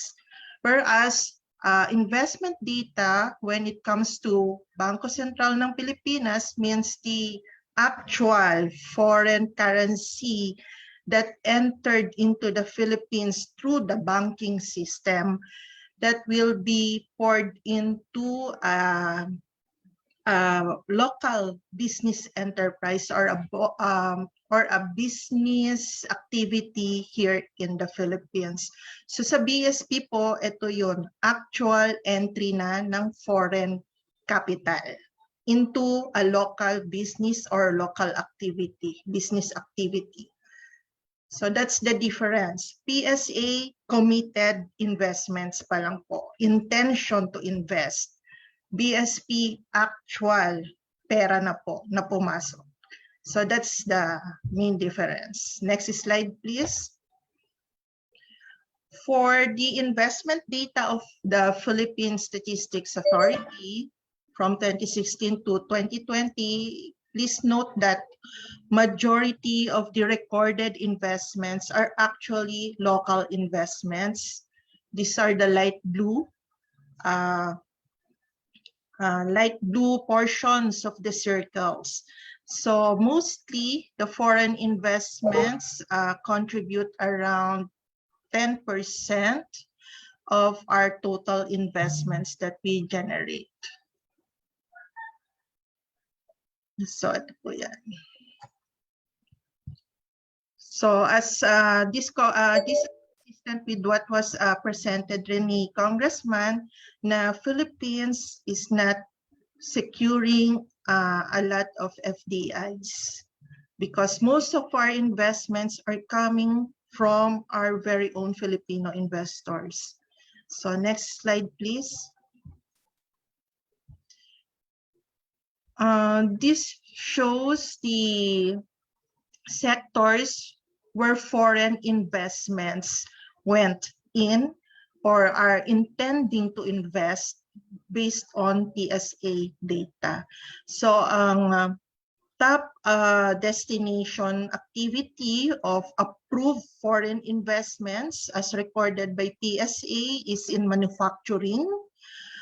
And then this is followed by using the 2020 data, which is the light blue or cyan colored sa rightmost ng bawat sets. So manufacturing is the most preferred activity for committed investments, followed by transport and storage. Third is admin and support activities. This is basically the IT BPM or the backroom office supports. And then real estate. For real estate, this is mainly mass housing and then utilities or power. So if you will note, for 2020, for manufacturing, there is a drastic decline for committed investments in manufacturing. We attribute this to the effect of the COVID. But for transport and storage, there is an increase. So we can attribute this also to the effect of COVID because of the need for delivery of foods and goods and other, because our main means of selling right now is to deliver house to house our products. So there is an increase in the transport, investments in transport. And then admin and support, basically, it remains almost the same and reflected only a slight increase in 2020. We attribute this to the IT BPM sector being able to still operate almost at 100% capacity because they are allowed, they can operate even when they are at home, unlike the manufacturing sector when the workers need to be in place or in situ talaga. So for the IT BPM, they can do their work at home, so they can operate almost 100%.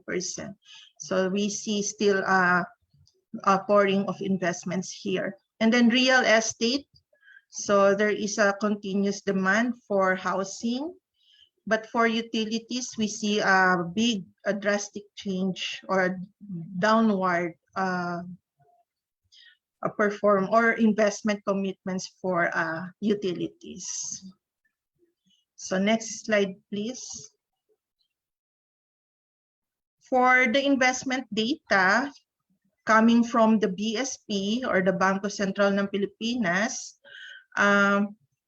this is the real or the realized foreign currencies that went into the Philippines into business activities. So as can be seen from 2010 up to 2017, there is an increasing trend. But come 2018, 2019, and and also for 2020, there is a downward trend. So we attribute this to preference of the foreign investors to locate in our competitor countries. So next. From the BSP investment data, the top 3 sectors where foreign investments went in are manufacturing, real estate, informations, and communications. So we can see from here that the investment from the foreign investors are going down from 2017 to 2020, and there is no actual trend on what is the preference because it varies. Kung real estate, kung manufacturing, so it's up and down. So we cannot really get any trend here. But mostly manufacturing has the lion's share of the foreign investments as reflected in the BSP data. Next, please. We also tried to extract foreign investments in MSME using BOI data. But BOI data is just one of the reporting agencies. Please note that there are a lot of investment promotion agencies like PESA. So this might not reflect actual the real picture or the whole picture. For BOI, we use the 2018 TIMTA data. So this is the official data submitted to NEDA as required by law. We have 171 projects that we have covered here. And out of that 171 projects, only 11 have foreign investment recorded. And these are in admin and support, manufacturing, and in real estate. So let me check first.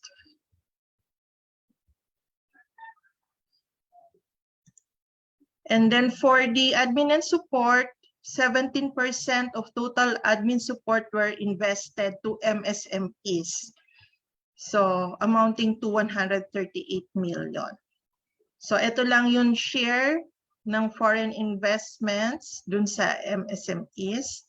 And then 1.5% of total manufacturing were invested to MSMEs amounting to 107 million.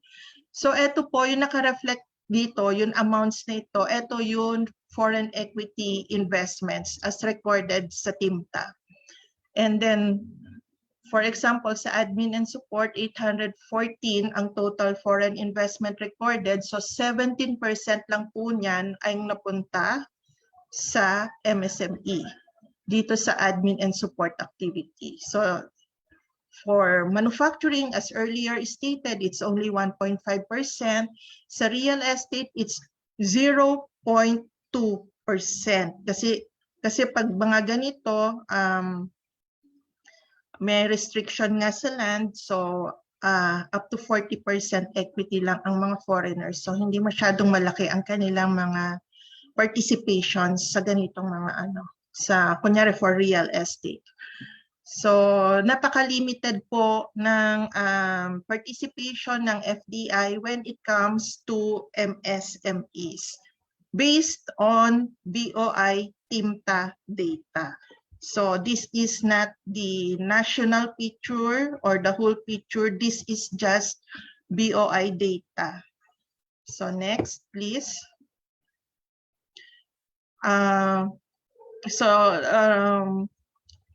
For the profile of MSME, we look back into what is the definition of MSME under our Magna Carta for micro, small, and medium enterprises. So to recall, not more than 3 million is for micro, between 3 million and 15 million is for the small, and 15 million to 100 million is for medium.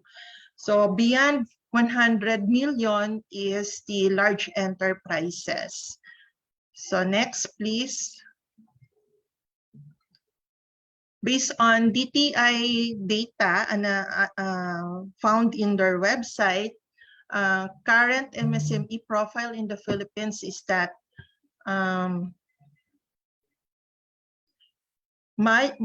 majority or 89% of the recorded number of establishments in the DTI database is micro enterprises. So 10% of that is small, and then 0.5% are medium-sized enterprises, with the large enterprises also at 0.5%. And then most of the MSMEs are located in the National Capital Region, followed by Calabarzon, then Region 3, Central Luzon, Region 7, Central Visayas, and Region 6, Western Visayas. Next slide, please. For the activities engaged in by this MSME, based on DTI data again, 55% went into wholesale and retail, as well as repair of motor vehicles and motorcycles. And then this is followed by accommodation and food service activities with 17%, Third area is third activity preferred by MSMEs is manufacturing at 14%. Then we have other services at fourth place, and sixth is financial and insurance activities. For as to employment, again, based on DTI data, the establishments contributed, MSMEs contributed 62% of employment based on the list of establishments they had. And then large scale enterprises contributed 38% of employment. So next slide, please. So for the economic and social benefits of FDI to MSMEs, we tried to look for studies on this, and we find the UNCTAD. So from UNCTAD, according to UNCTAD, there are 3 common ways on how FDI promotes technology transfer. So FDI promotes technology transfer and know-how between countries. So 3 ways to do this is through demonstration effects, when local firms acquire knowledge or technology from foreign firms through imitation or reverse engineering. Second is labor turnover, wherein former employees of a multinational company are employed by local enterprises, or this employee establishes his own firm where whatever he learned, he will employ in his new employment or in his new business.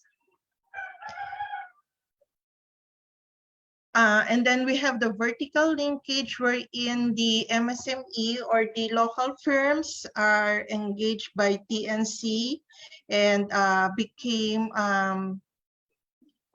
is now included in the TNC supply chain. So through that engagement or linkage, the multinational company can provide assistance to the local firm through loans, through technology transfer, through capacity building. And then another benefit is that it can promote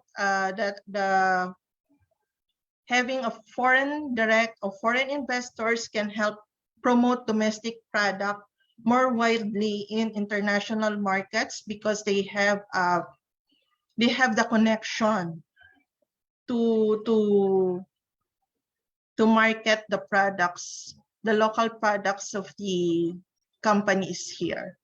So they have the linkage or the connection. So there is reduction already on the effort to penetrate the international market, because we can already use the connections established already by the foreign investors. And then another advantage or benefit is that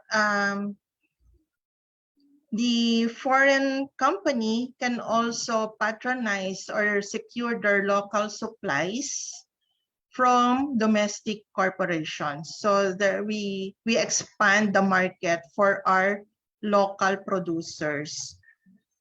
So next slide, please. Another is productivity gains and competitiveness of MSMEs are improved, because if we have foreign companies, it can act as an impetus for MSMEs to become more competitive or to level up the quality of their products and services to meet the requirements of the foreign or the company with foreign investments established here, so that they can enter the supply chain of that company. So it can act as a push for local companies to do better, so they can supply these multinational companies. And then again, technology transfer through FDI can help MSMEs achieve higher productivity. And of course, foreign investments can help in employment generation. Next slide, please. Okay, that's the last. Thank you. Thank you po.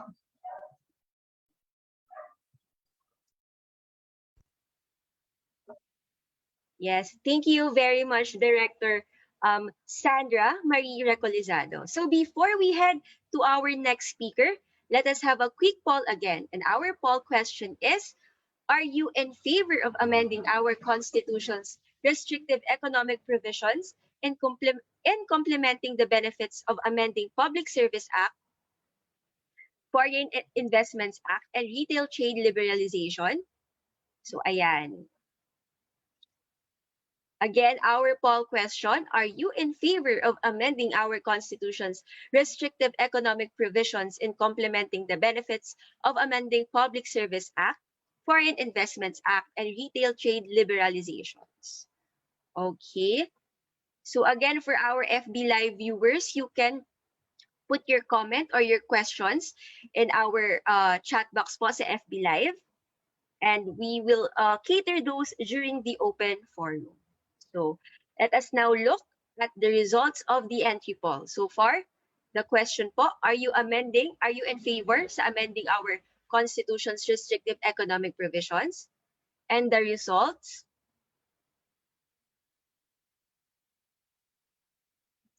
Ayan, so may mga sumasagot pa po ata. Ayan, so we have here our results. Okay, 89% of our participants are in favor of amending our Constitution, while 12% of our participants are not in favor. Okay, so let us now proceed to our next speaker. Our speaker served on numerous occasions as acting secretary, being the senior undersecretary for the Department of Trade and Industry from 2000 to 2010. He earlier served as supervising governor of the Board of Investments. He was conferred the Presidential Service Award or Lingkod Bayan for extraordinary contribution of national impact on public interest, security and patrimony, as well as the Gawad Mabini Award with the rank of Grand Cross or Dakilang Kamanong for distinguished service to the country at home and abroad by the President of the Republic of the Philippines. He was high-level representative to the ASEAN Economic Community up to the establishment of the regional economic integration process in the ASEAN with China, Japan, South Korea, Australia, New Zealand, and India. He led the team of negotiators in the successful conclusion of the Japan-Philippines Economic Partnership Agreement, or the JPEPA, ratified by the Philippine Senate and the Japanese Parliament in 2008. Presently, he is chairman of REID Foundation, senior fellow of the CRC Foundation, and trustee of the AIJC Foundation. He is chairman of Now Corporation and an independent director of ACR Corporation, A. Brown Company, Holcim Philippines Incorporated, and Price Corporation, publicly listed firms in the Philippine Stock Exchange. He obtained a PhD in management from IESE Business School, University of Navarre, Spain, a Master of Science in Industrial Economics, CRC Graduate School, and now University of Asia and the Pacific, and a Bachelor of Arts in Economics from the University of the Philippines, to talk about the impact of foreign direct investment to small and medium-sized enterprises. Ladies and gentlemen, let us all welcome Dr. Thomas Aquino.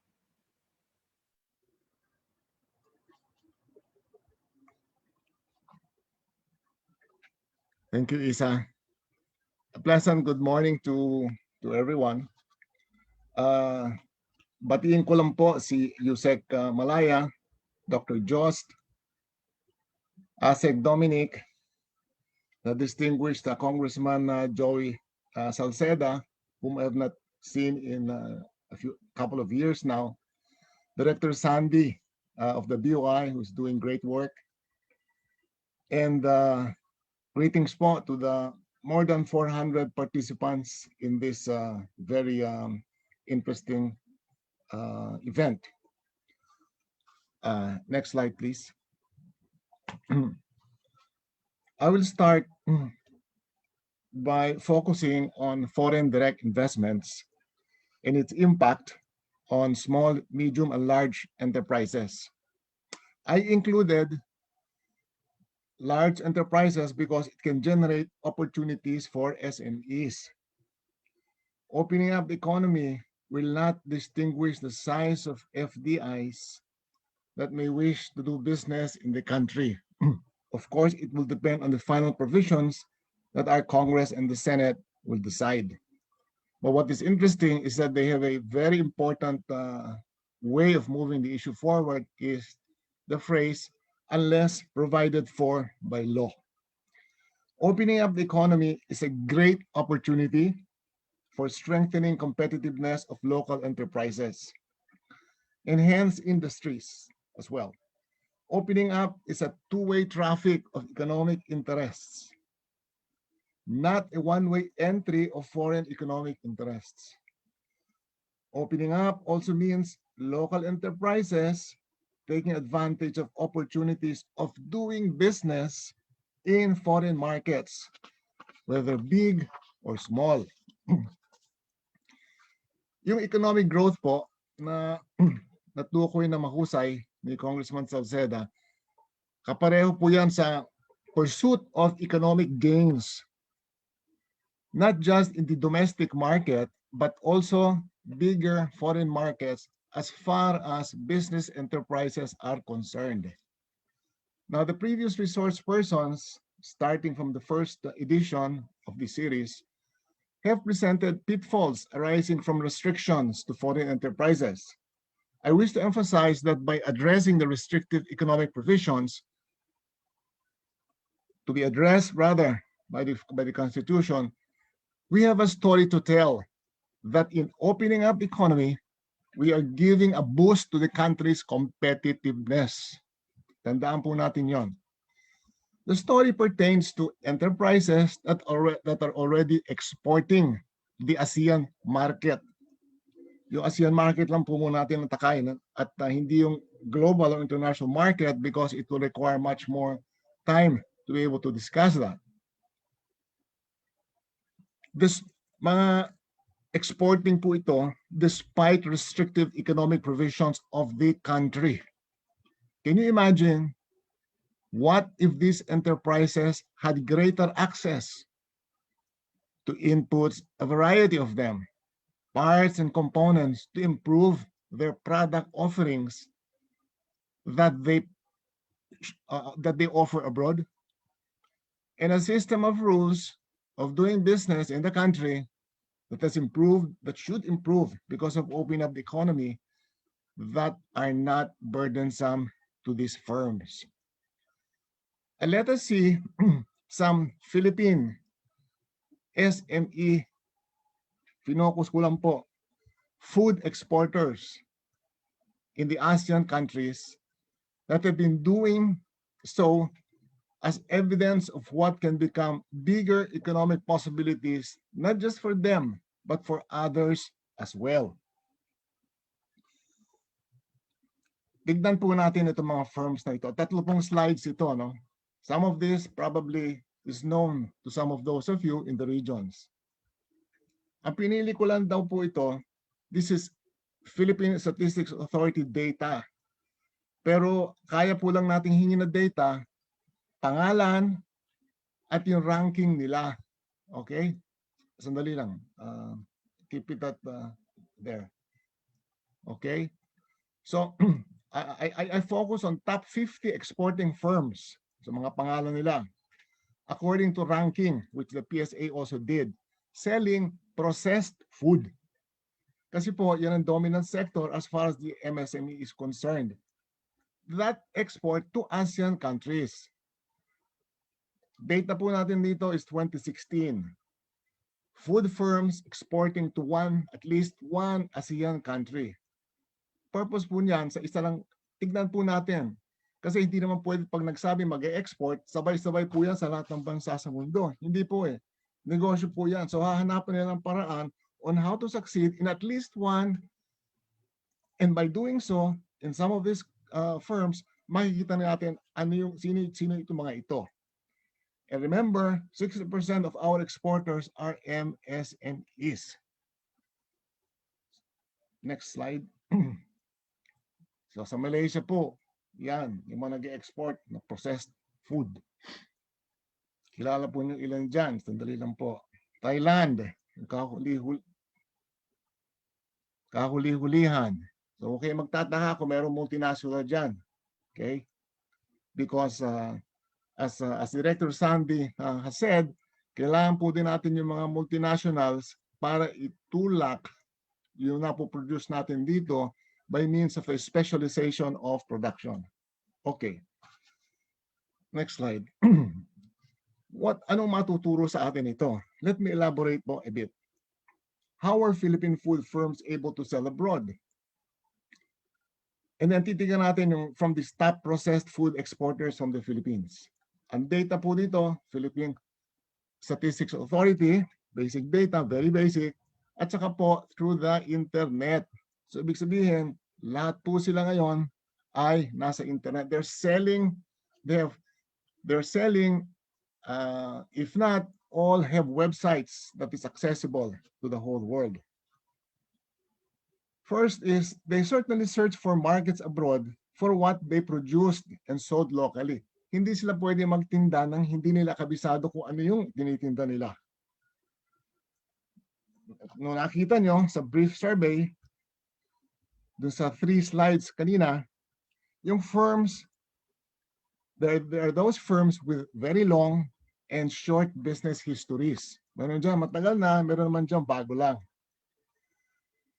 Nanggaling po sila saan? Lahat ng klase, small, medium, and large, according to employment size. Located sa Luzon, meron dyan sa Luzon, meron dyan sa Visayas, meron din yan sa Mindanao. Pangalawa, they made use of available material resources to produce products for export. So tignan nyo po. These are products that range from beverage. Okay, nakita po niyo yung Cobra drink. Hindi po ako namili ito ha. Remember, ito po yung lumabas nung kinalaykay ko yung data. Rankings of Philippine SME exporters. Meron dyan from the beverage industry. Meron dyan fanciful chili drinks. Meron dyan flour for food and flour for animal feeds. Meron dyan banana chips. Meron po dyan coconut products. Meron po dyan corn chips. Dried tropical fruits like mango. Food seasonings, ingredients, and flavorings, nutritional, and pediatric feeding solutions. Third, it created opportunities for our own, the other SMEs sa Pilipinas. Why? They created employment. Nabanggit na yung kanina. Certainly, they have to upgrade their skills. Kasi hindi po pwede na merong production defect. Kailangan yung standard, pare-pareho. Pag nagtitinda tayo sa labas ng bayan, appropriate production processes, yung maaasahan, hindi yung umaandar lang pag may kuryente or umaandar pag gusto. Equity and fusion. May naglagay ng equity dyan, kapital. At the same time, it created markets for loans. Okay? At the same time, may demand for business services na nabanggit kanina ni Director Sandy. Okay? So ito po, to highlight, these are experiences of Philippine exporters. Maliliit po sila sa ASEAN. Okay? Of course, now, very illustrative yan. One of my motivations in using this is to show na kayang-kaya po niyan. Kasi kung yung mga ito, successful na sila, incidentally, they've been exporting, tuloy-tuloy sila, despite the restrictive economic conditions in the country. In fact, heroic ito. Of course, you will say, kumikita naman sila. But that's part of it. That's wealth creation, wealth generation. Kung hindi sila makakita, hindi naman yan magdatitinda sa labas. Let's move now to from exporters to investors or tinatawag nating FDIs pero Philippine FDIs. Okay? Let me explain a bit more before I show you who these are. In ASEAN, yung mga large enterprises or groups of companies, as these are called in the Philippines, can provide some teaching insights on the behavior of enterprises investing outside their country of origin, which is the Philippines. Okay?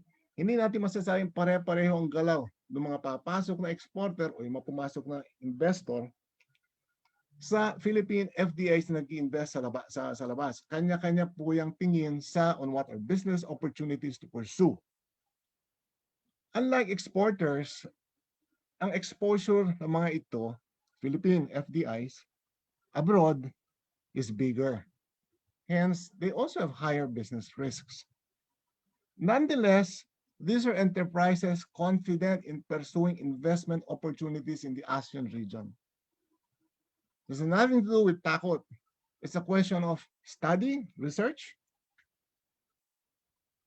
entrepreneurship, at saka po favorable economic conditions ng mga bansa.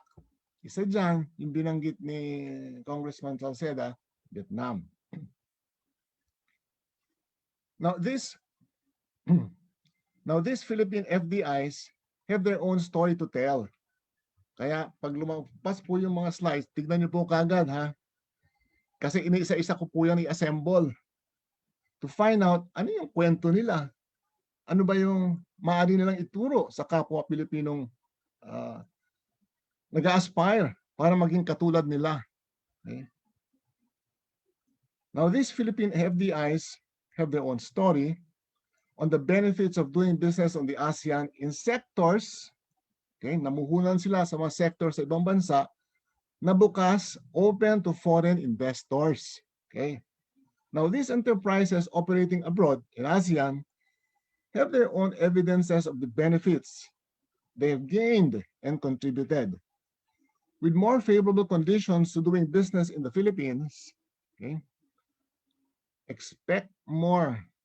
Sa tingin ko lang po, expect more Philippine firms like this emerging in a more open economy. Okay. Tignan po natin yung next set of slides. All right. Explain lang ko muna po. Ang source of data ko naman dito ay ang Philippine Stock Exchange, where there is a listing that you can find of top 30 listed firms according to capitalization. Ito lang po yung mga firms na listed. Ha? And then yung corporate information na nakalagay dyan under the second column ay kinalaykay ko po from the respective websites and annual reports na maaring makita as of early part of this year. Okay? Kaya 2020 at the latest ang data nila. So this now a few insights on who these businesses are. So that is first slide. We have Ayala, Izza. Remember sa ASEAN lang po ito. ASEAN lang po. JG Summit, Jollibee, next. Metro Pacific, okay. Petron, San Miguel, and Universal Robina. Okay. Mga kumpanya po, admittedly malalaki yan dito. Kaya sinasabi ko, yung malalaki nating kumpanya, may pagkakataon silang maghanap ng negosyo, lumaki pa in ASEAN. Okay. And all of the data here po are publicly available information. And let's see. Okay, next slide please. Now, ano ba mga benefits na nakuha nila investing in the ASEAN? And remember, this is only evidence from Philippine publicly listed firms. Okay? Hindi ko po nilalahat ang pwedeng maging experience. There can be better, there can be more, or there could be less. First, tinatawag na, yung business competencies po nila, in-apply nila to opportunities abroad. Lahat mo ng mga enterprises, firms, mga negosyo, basically adopted their domestic business pursuits in appropriate markets within ASEAN. Kung ano yung alam nilang gawin, yun ang in-apply nila sa opportunity na nakita niya sa ibang bansa sa ASEAN. Okay? Kasi kung magaling ka, bakit mo ba itatago yun dito lang sa Pilipinas? Gamitin mo rin sa labas. Sectors pursued, tignan niyo po ha, range from property development, nakita niyo yung pangalan dyan, energy, meron dyan maritime port services, meron po dyan fast food retailing, okay? Meron infrastructure, meron petroleum refining, okay? Storage and distribution, beverage, and snack foods, definitely. Okay. Now they expanded. So by they're going overseas, so going to ASEAN, they expanded their corporate geographic reach in the region. What does that mean? The regional market expansion means enterprises have ceased to be domestic enterprises. Hindi na sila only local, only domestic, multinational na sila in a small way. Okay? Access to insights, magkakaroon sila ng access to insights about regional market conditions. Hindi lang yung nangyayari sa Pilipinas, but they will get to know how is it in the bigger region called the ASEAN. Of course, domestic risk can be balanced by foreign risk. Okay? Minsan, we used to explain that nung bata pa po ako sa economics, pag mahina ang parang Canada at saka US yan eh. Pag mahina ang economy ng Canada, doon nagpupunta kinakalimutan ng mga Amerikano. Pero pag maganda naman ang economy ng Canada, inuuna nila doon puntahan. Okay? And then, yung ability po nila, remember, these are economic enterprises. The function is to generate wealth. Their ability to generate wealth is no longer confined to domestic market. Hindi lang yung Philippine market na pinagkikitaan nila. Pwede na silang kumita sa labas. Having access to foreign capital, foreign loans, okay, and other business inputs and services. And lastly, they also, by going out of the country, created growth opportunities in several areas. Yung mga skilled managers nila, pwede nilang i-assign overseas. Okay? And supervisors at saka mga skilled personnel that really know how to run their domestic enterprises, their business model. Ma-assign nila to develop that. And then they also have a high prospect for bringing in Philippine SME suppliers. Yung sinabi po ng point of view of the UNCTAD study is that foreign FDIs, when they come to the Philippines, they give opportunities to Philippine SMEs as suppliers. Ito, ang matagal ko na sinasabi, pwede ba yung mga malalaking Philippine companies, pag nag-invest sa labas, tignan nyo kung sino yung pwede nyo magamit. The finest example, and this was told to me by the owners of Uishi sa China. Alam nyo, nag-umpisa sila sa China, Philippines. Kasi nga po, hindi masyadong kabisado kung ano yung gustong gawin ni Ambassador Chan. He had to bring in Filipino fabricators to put up the first plant to make Uishi chips. And so that's how it goes. May opportunity. Hindi lang sa Pilipinas. And that means jobs. Local technology, magagamit, among others, will improve. For example, the only reason why we cannot sell mango in two forms, dried and dehydrated, is because ang kaya lang natin na-export is dried mango. Dehydrated mangoes require cheap energy, kuryente. Ayan, so maliwanag po. Pero you ask ordinary Filipinos that have tasted it, which of the two they prefer? They always answer, masarap ang dried mango. Pero okay din yung dehydrated mango. Okay? Hindi dried, dehydrated. Okay. So with that, let me have the last two slides. The first is, ano pong ibig sabihin yan sa mga Philippine firms? Yung mga natatakot na tatamaan sila. Alam niyo po, yung buhay ng mga negosyante, sanay sila sa competition. Otherwise, they will not be successful in business. Nasanay na yung mga yan. Of course naman, if they can have less competition, the better.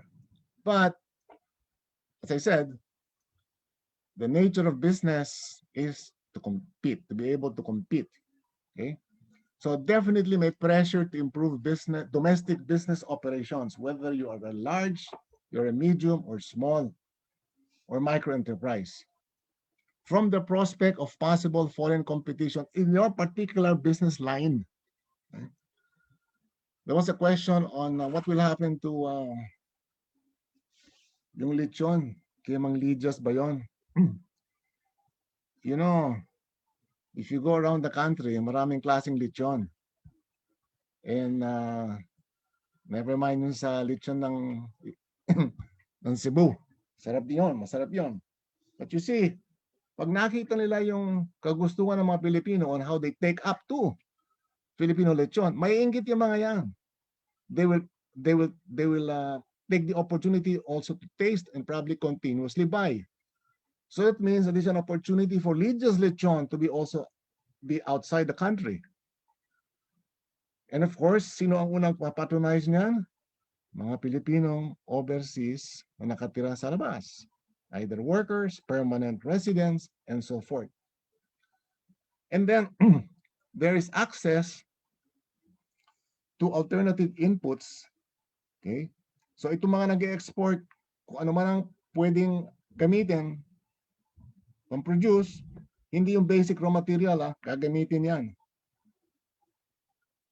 So they'll be more appropriate and affordable in terms of technology and capital funding sources.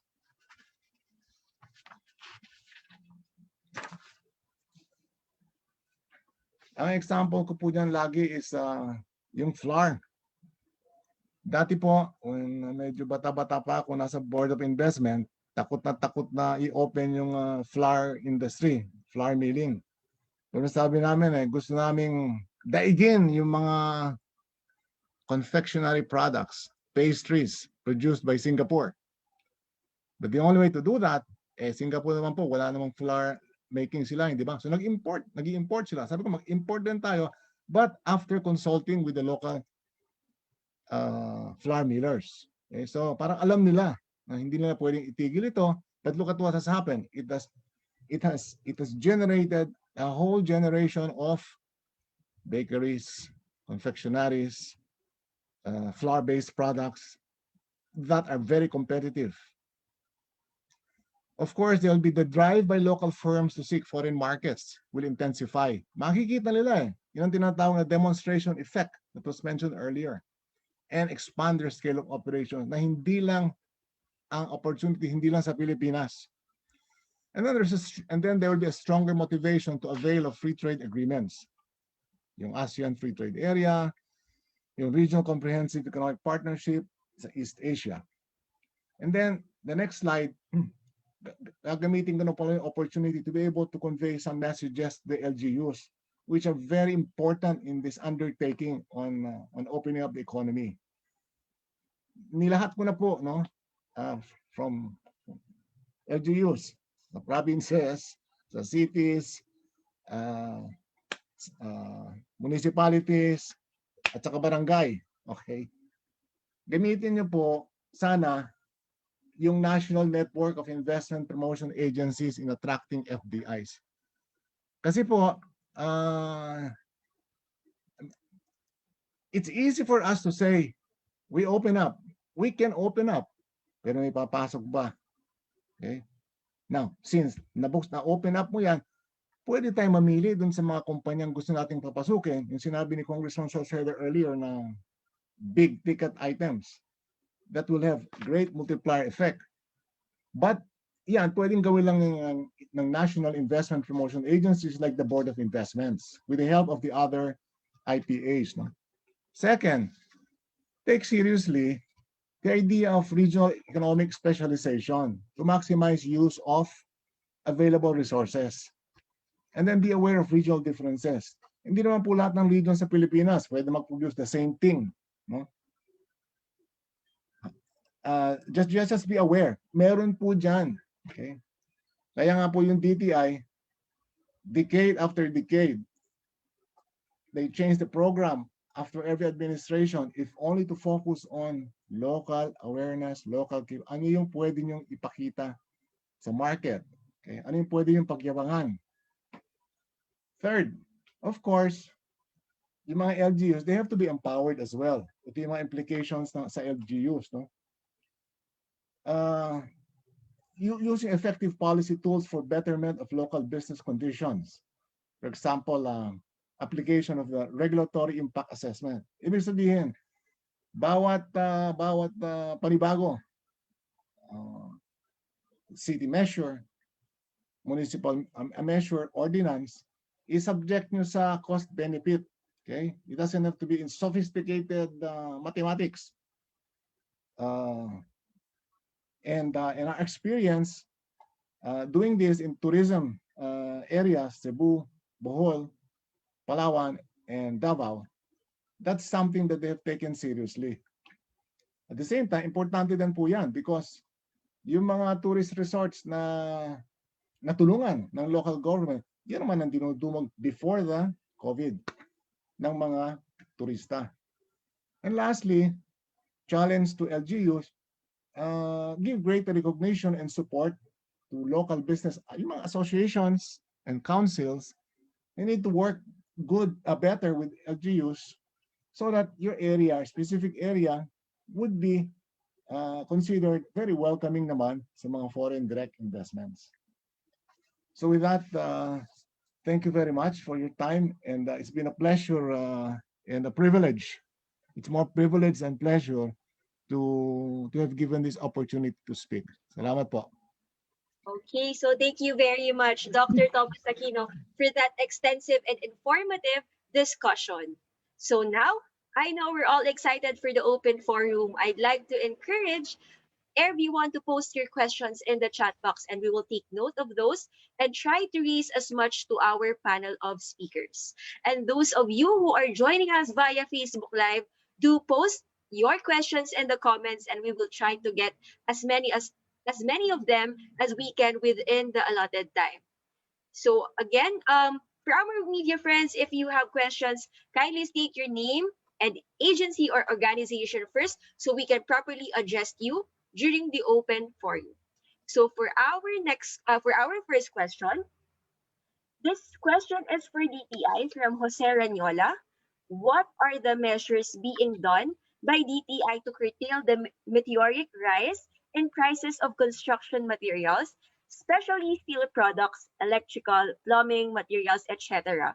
Prices increased by 40 to 50%, which will make constructions company lose a lot of money in contracts already entered into. Thus, a lot of workers in the construction industry will lose employment. So maybe Director Sandra po can answer. Nako. Baka wala na ba si Asec Tolentino because sa kanila ito? For us, sa Board of Investments, within our mandate to help yun sa price, we try to encourage more investments into sectors, lalo na sa manufacturing, production, because the more players you have, the more players that produces a particular kind of good, mas maraming price competition. So may mas intense yung price competition and that can bring down the prices. Pero for the DTI, what I know, but I cannot say this in behalf of the consumer group, consumer protection group, they still conduct regular market monitoring on the prices of the essential commodities, essential products. So they monitored it. They conduct market monitoring to ensure that the prices of goods are within the suggested retail prices. So that is what I know of what DTI Consumer Group is doing. So thank you po. Thank you po for answering, Director Sandra. So let us go to the next question po. From Rolando Ramon Diaz, requisite to opening up the economy and helping MSMEs revolves around controlling first COVID-19 pandemic. How do you strike balance between protecting lives and health and reviving livelihood of people? So maybe one of our speakers po can answer.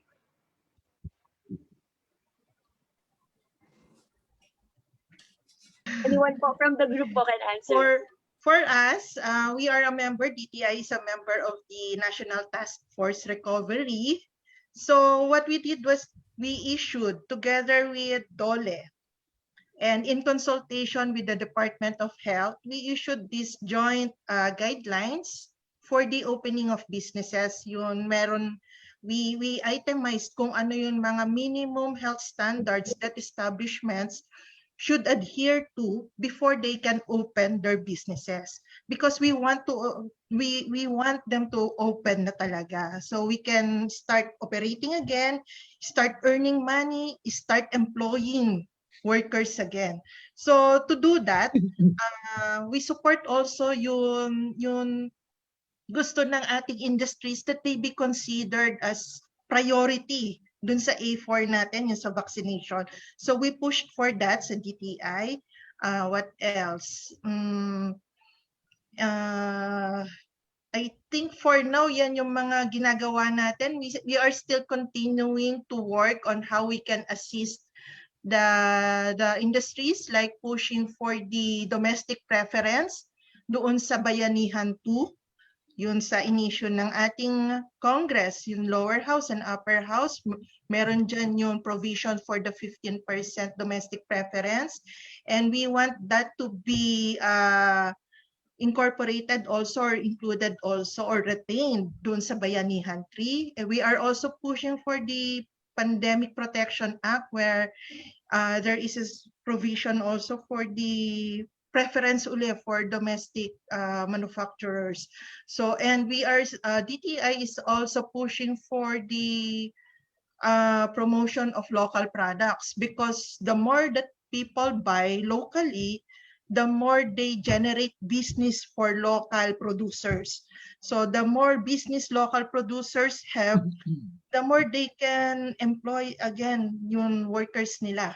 So, ganun po yung aming strategy po ngayon. We want to create demand for Filipino companies so that they can continue doing business and employing workers.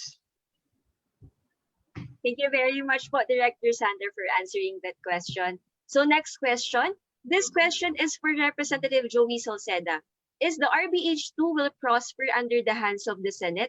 Because there is a clamor that it will not prosper because the election is fast approaching. And for the Filipinos, that is so disappointed that relaxing restrictions in our constitution will not be solved. Okay, so I hope that Senate will do an intrinsic effort just like what the House of Representatives did. Okay po. So that question po is for Representative Salceda po. By their own words, the conclusion is pessimistic. But at least we can open a few doors through the PSA, Public Services Act, and the Retail Trade Liberalization Act and the Foreign Investments Act.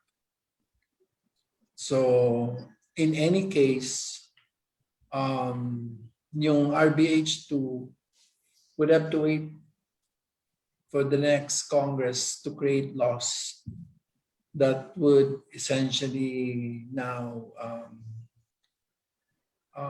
amend the 60-40 rule. In short, allowing greater, which is really the barrier to entry, because it not only refers to ownership but also to management. So, kung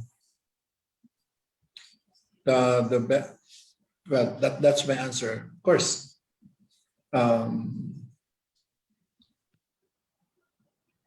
yeah, Okay. I don't want to add because if I add, it will be political. Okay. Thank you po for answering, Representative Salceda po. So for the next question, as we pursue a V-shaped recovery, how do we avoid K-shaped economy where the poor part of the economy becomes poorer and the rich part of the economy takes off willy-nilly? Will companies that bring in FDIs care at all about the effects so-called competition will have on community and equitable society? And what safeguards can we put in place? Well, there's enough study to show that those with higher FDIs have better HDIs. So I think there is the data shows that if you have greater HDI, higher FDI, but there's a condition. Kailangan meron kang good telecommunications na isa na nga sa may barriers sa Constitution at kailangan po ng retraining. Basically, again, meron naman tayo barriers sa education institution.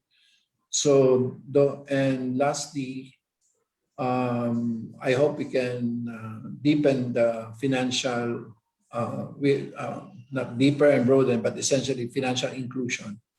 So of the three, we can work on the financial inclusion side. Okay po. So thank you po again for answering. Okay, next question. From an anonymous attendee. Yeah. How do we prevent foreign interests from taking control of essential facilities, as was the case of Hambantota Port in Sri Lanka? I know that was the result of bad management, but what happens if things go south? So how do we prevent foreign interests like those of Russia and People's Republic of China to take control po?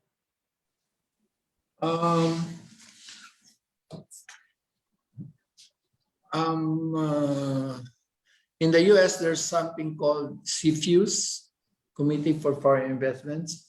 I think it is embedded in where there will be a vetting, wherein some of the National Security Council or the President himself, motu proprio, or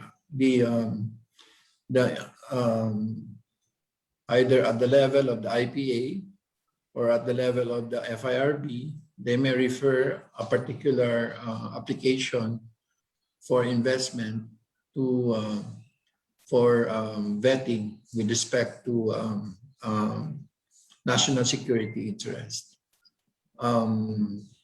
So in the US, for example, that particular instrument, I think, has been very vital. And I think so. Bakit laging parang ako may semicolon na mga sagot ko? Period. There is a mechanism. Okay, thank you po, Representative Salceda. So for the next question is addressed to Dr. Aquino po. How about strengthening the economic integration framework to achieve closer supply or value chain integration and linkages across industries and sectors in the ASEAN, which can help facilitate DFIs to SMEs?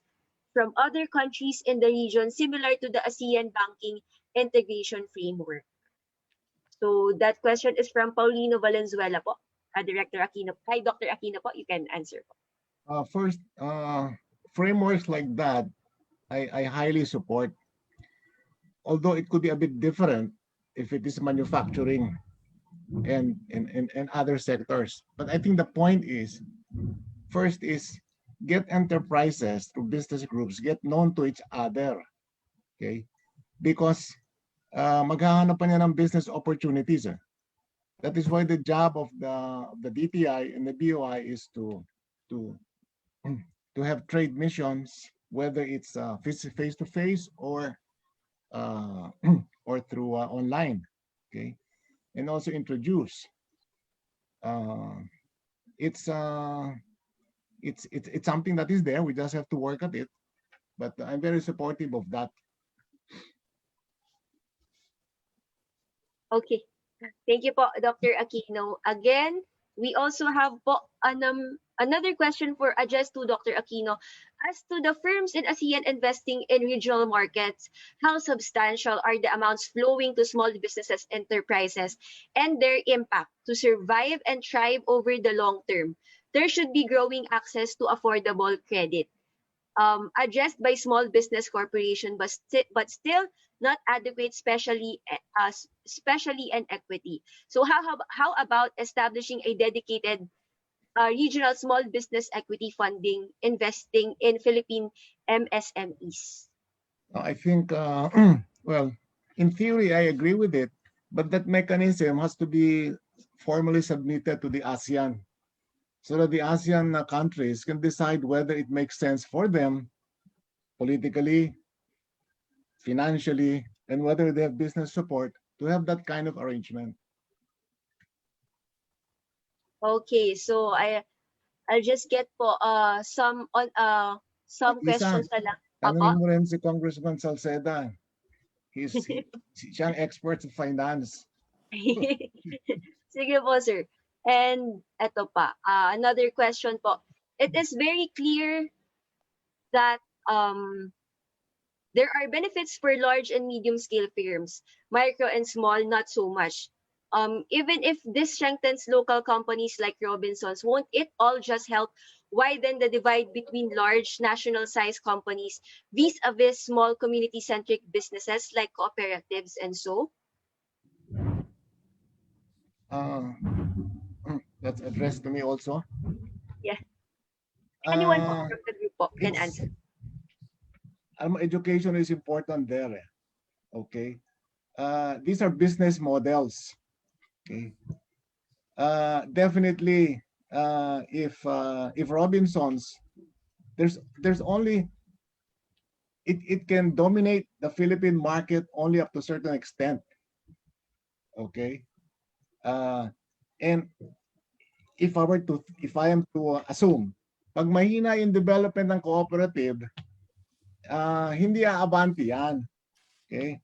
So that's why opening up the economy, as I said at the beginning, is strengthening competition. Okay? And that is the bigger question. Meron naman tayong institutions that will govern the competition, but the fact is, hindi mo pwedeng bigyan ng limit yan. And there's antitrust, okay, and active oversight by government agencies. That I can say much now. They have to accept. They have to be courageous, and make decisions that they can defend to the public. Na isikwan sumosobra na yan, okay. And then the Philippine society naman is very responsive to issues of this sort. There is social media. Merong built-in controls yan. Ang sinasabi ko lang is that's how I'm answering this way. Huwag tayo matakot to do new things. What is being proposed in the amendments is very, very focused. Okay. In fact, if I may say, when dealing with foreign officials and investors, my usual reply before is that the easiest way to amend the Constitution on the economic amendments is list down those provisions that will be subject to otherwise provided by law. That's a very safe proposition. At saka hindi naman 100% lahat, hindi ba? So it's worth giving it a chance, make it move. Otherwise, we will be fearful of something that we don't even know what it's all about. Okay, so thank you po, Dr. Aquino, for answering again that question. So as much as we want to answer your questions, we have to proceed to our press conference. To facilitate our press con, may I call on Mr. Daryl Heramilia of Public Affairs and Communication Service of the DILG. All right. Good morning to our distinguished resource speakers, friends from the media, and the rest of our participants. Again, I'm Daryl Haramilla from the Public Affairs and Communication Service of the Department of the Interior and Local Government. So I guess we already have our questions in hand here. So this is actually a follow-up question to an earlier answer from Congressman Salceda. Sir, you will wait po for the next Congress to pass the RB? You mean po you will wait na lang for the next administration or the next president? Kasi kailangan ba ng plebisito, di ba? So obviously next Congress. Therefore, the next president, which coincides with the next president. Kasi there is unless provided for by law. And so those laws have to be legislated. Kaya nga, I would have wanted at least one of those provisions to have been already liberalized per se in the Constitution. Kaso baka hindi yan pumasa. So ibig sabihin sa plebiscite. So mas okay na rin yung dahan-dahan. Sa konting himas-himas, baka mas makuha mo yung kailangan. Pero if you wanted immediate change, especially now na grabe ang labanan, because the entire world, of course, post-pandemic, all have very ambitious aspirations to offset the economic scarring on their own economies. So mabuti nga may immediate tayo called CREATE. May create ka nga, pero the doors are closed. So hopefully the next Congress, I think, can immediately act on it. Pero as I've said, I'm pessimistic about the Senate. So if the Senate does not go along, and based on all their pronouncements, I think we can at least start with the Public Services Act. Kasi yung mga utility is very vital to the workings of the economy. You talk about telecoms, transportation, and other forms of utilities, and the Foreign Investments Act, which essentially lowers the eligibilities, and of course the Retail Trade Liberalization Act. So at least there is may value added, or in other words, we can gain a few points, pero not 1%. The RBH easily could add, based on our DSGE, up to, I think, in its full impact, 7% of GDP. Kasi we've been too close for too long. And given the base is low, plus create, I think ang kailangan mo na lang yan training of the workforce, saka financial inclusion. So I think that is what I see. All right. Thank you po, Congressman Salceda. And let us continue with you na po, sir, kasi I guess you have another appointment. So there are two more questions po for you. First, attracting foreign investment and creating jobs in the Philippines will only result to opening ownership of other businesses by foreigners. Your thoughts on this po? Ko maintindihan yung tanong. So attracting foreign investment and creating jobs in the Philippines will only result to opening ownership of our businesses by foreigners. Your thoughts on this?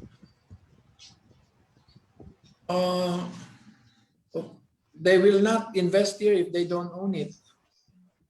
So, but as the evidence suggests, FDIs have very beneficial and benevolent impacts for as long, and in fact could improve your SDG and your HDI for as long as you have the three requirement, which is a good internet, to be very basic about it, good internet, financially inclusive, as well as, of course, a well-trained workforce. So I'm not afraid of ownership. You keep drinking Coke. So are you afraid of Coke? Because they own it? So the world has become very different. In fact, opening it, because if you close it, then hindi ka kasama sa prosesyon. So hindi ka makakarating sa simbahan. Okay, so one more question po for you, Congressman Salceda. Is there enough time for the Senate to discuss and pass RBH2 or the resolution of both houses number 2? The answer is they have time, but do they have the predisposition? The answer is no. All right, maraming salamat po Congressman Joey Salceda for the time. So for our next question, this question is for the Department of Trade and Industry. Are there any action plans for small businesses that were greatly affected by the COVID-19 pandemic?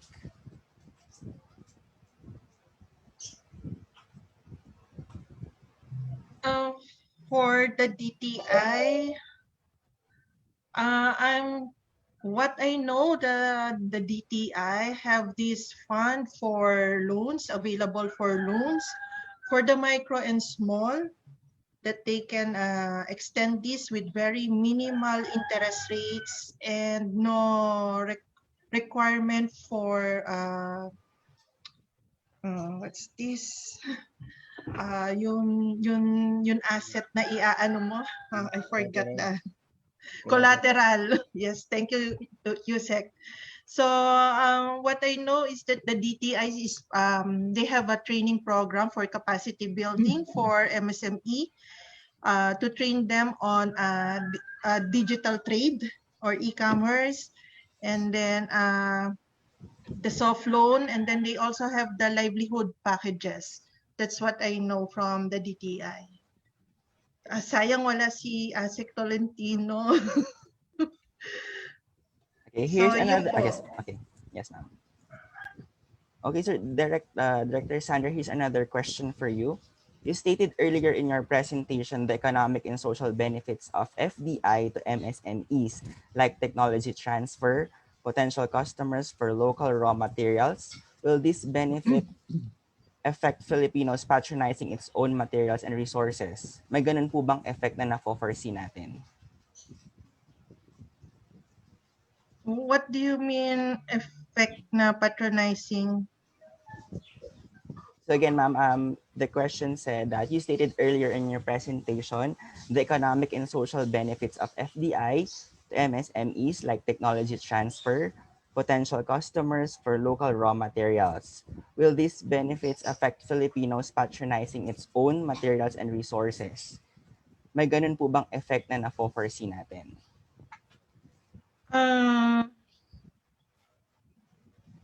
I cannot say really, but what we do is that we encourage patronage of Filipino products. DTI is has this campaign to go local. So hopefully that would have that effect of encouraging Filipinos to patronize their own products. All right, thank you po ma'am. And we have our last question addressed to Chairman Thomas Aquino. So if we successfully open up the economy, what are the expected high impacts in development or growth of the country, especially allowing investors or foreign business here in the country? Will it affect small businesses leading to bankruptcy? I think that was already answered before, no? Takot yan eh. If you have a business, it's really imperative. Kaya binigyan ka ng business permit ng gobyerno to ensure na maganda yung palakad ng negosyo mo. Okay? And that hindi mo sinasamantala yung mga customers mo. It's hard to be in business, ha? And in so doing, alert ka kung mayroong pwedeng pumasok dyan. Okay? At saka yung mga foreign investor, I'll give one example. No? Tinitignan naman nila kung masikip yung market dito eh. Kung masikip, bakit pa sila papasok? Unless they have something so unique na talagang matataob yung mga demand preferences ng mga Pilipino to go for it. Okay? I have one example. For example, alam ba niyo yung tindahan na Payless? Payless, siguro man namamasyal kayo sa mall. Okay? Yes po. When they just entertaining the plans of coming to the Philippines, I grilled them. I said, Payless, why do you want to compete with Philippine-made shoes or shoes made from the region when your shoes are going to be very expensive? Sabi nila, no. Ang business model nila kaya nga daw Payless sa Argentina at saka sa Chile, kaya sila pumasok doon, nag-aalok sila ng Payless shoes to the high-end. Payless nga naman, di ba? Pero hindi yung Payless doon sa mga mumurahin. So, yan ang mga nuances na kailangan talaga pag-isipan natin. So, but at the same time, it's a wake-up call then na we really have to be efficient. Kasi why make the customer pay more than he or she should? Kasi yung peso, hindi naman naghahanap na may flag. Is there a Philippine flag behind? Hindi eh. And that's in the nature of things. So, paano ma-highlight yung Philippine flag? Eh di magpaganda tayo ng mga produktong ginagawa natin, pagalingin natin yung services that we're doing, and that's what business is, no? And that's what I've learned 10 years after retiring from government.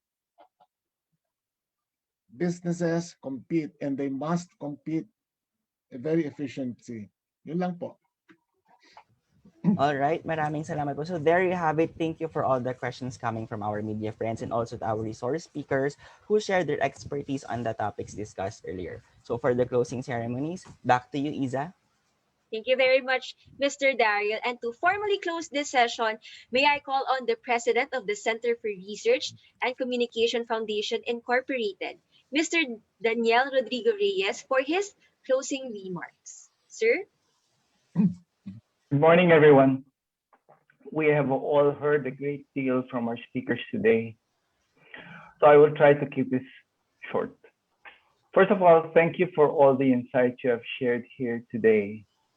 Honorable Undersecretary Jonathan Malaya of the DILG, Professor and Dr. Stefan Jost of Konrad-Adenauer-Stiftung, Philippines, Honorable Assistant Secretary Dominic R. Tolentino Jr. of the Trade Promotions Group of the DTI, Honorable Representative Jost Salceda of the 2nd District of Albay, Director Sandra Marie S. Recolizado of the BOI, and a good friend, Dr. Tomas G. Aquino of the REID Foundation.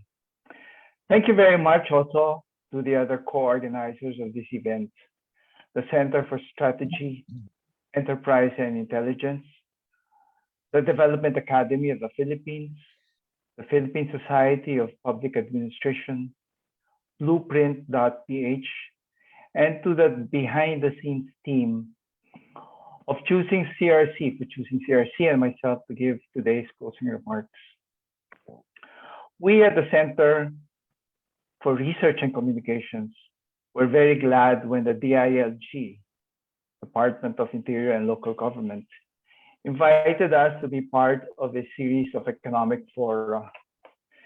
And I was specifically glad that I was invited to give the closing remarks today as we prepare to specially celebrate the 123 years of Philippine independence exactly tomorrow. In 1898, we declared to the international community that we intended to be independent. Today, we are preparing to celebrate 123 years of demonstrating that independence through thick and thin. A big part of demonstrating that independence has involved working alongside the international community as friends and trading partners, helping us to strengthen the local economy and to bolster both the international economy and the international peace. Today, though, we are confronted by many challenges, as mentioned by in your lectures. The COVID-19 pandemic and the climate change crisis, which has added to the already entrenched issues like poverty and inequality. This is why we at CRC have taken upon ourselves to help encourage international investors to come to the Philippines. This is why we want the international community to know us as a research and consultancy link to the Philippine business opportunities. We at CRC are very excited to see what an influx of new investment can do to help Philippine businesses grow and help the Philippines, small and medium enterprise in particular. SMEs have consistently been the engine that drive Philippine development. Small and medium businesses are fundamental expressions of hard work, families, and communities, all of which are core components of the Filipino psyche. Whether we are talking about the neighborhood sari-sari store, or the co-op organized farmers market, or the community-based company introducing indigenous textile designs to the world market, SMEs are at the very heart of the Philippine economy. And by sharing the benefits of their businesses with their local communities, they represent the best qualities of Philippine entrepreneurship. I am glad that Secretary Tolentino, Assistant Secretary Tolentino, was able to highlight this need for balance in these talks earlier. We at CRC are hopeful that opening up the Philippine economy to new FDIs through constitutional reform will greatly benefit small and medium entrepreneurs. We are hopeful that these investments will give our entrepreneurs better access to financing and technology. We are hopeful that these investments will empower entrepreneurs through better supply chains and by increasing the availability of capital for new business. And believing in the impact of SMEs have in local development, we hope that these investments will help our entrepreneurs explore the many exciting opportunities to bring key services to the countryside. I am thankful to Director Recolizado for showing us the impact of FDIs in our present economy, and Tom Aquino for his concrete examples of how a more open economy can also provide Philippine SMEs, can also promote Philippine SME exports to other countries, and what new FDIs could do for us if in the near future relaxing restrictions to the influx of FDIs. For all of these good things to happen, of course, we must not forget to find a balance through systems and interventions designed to protect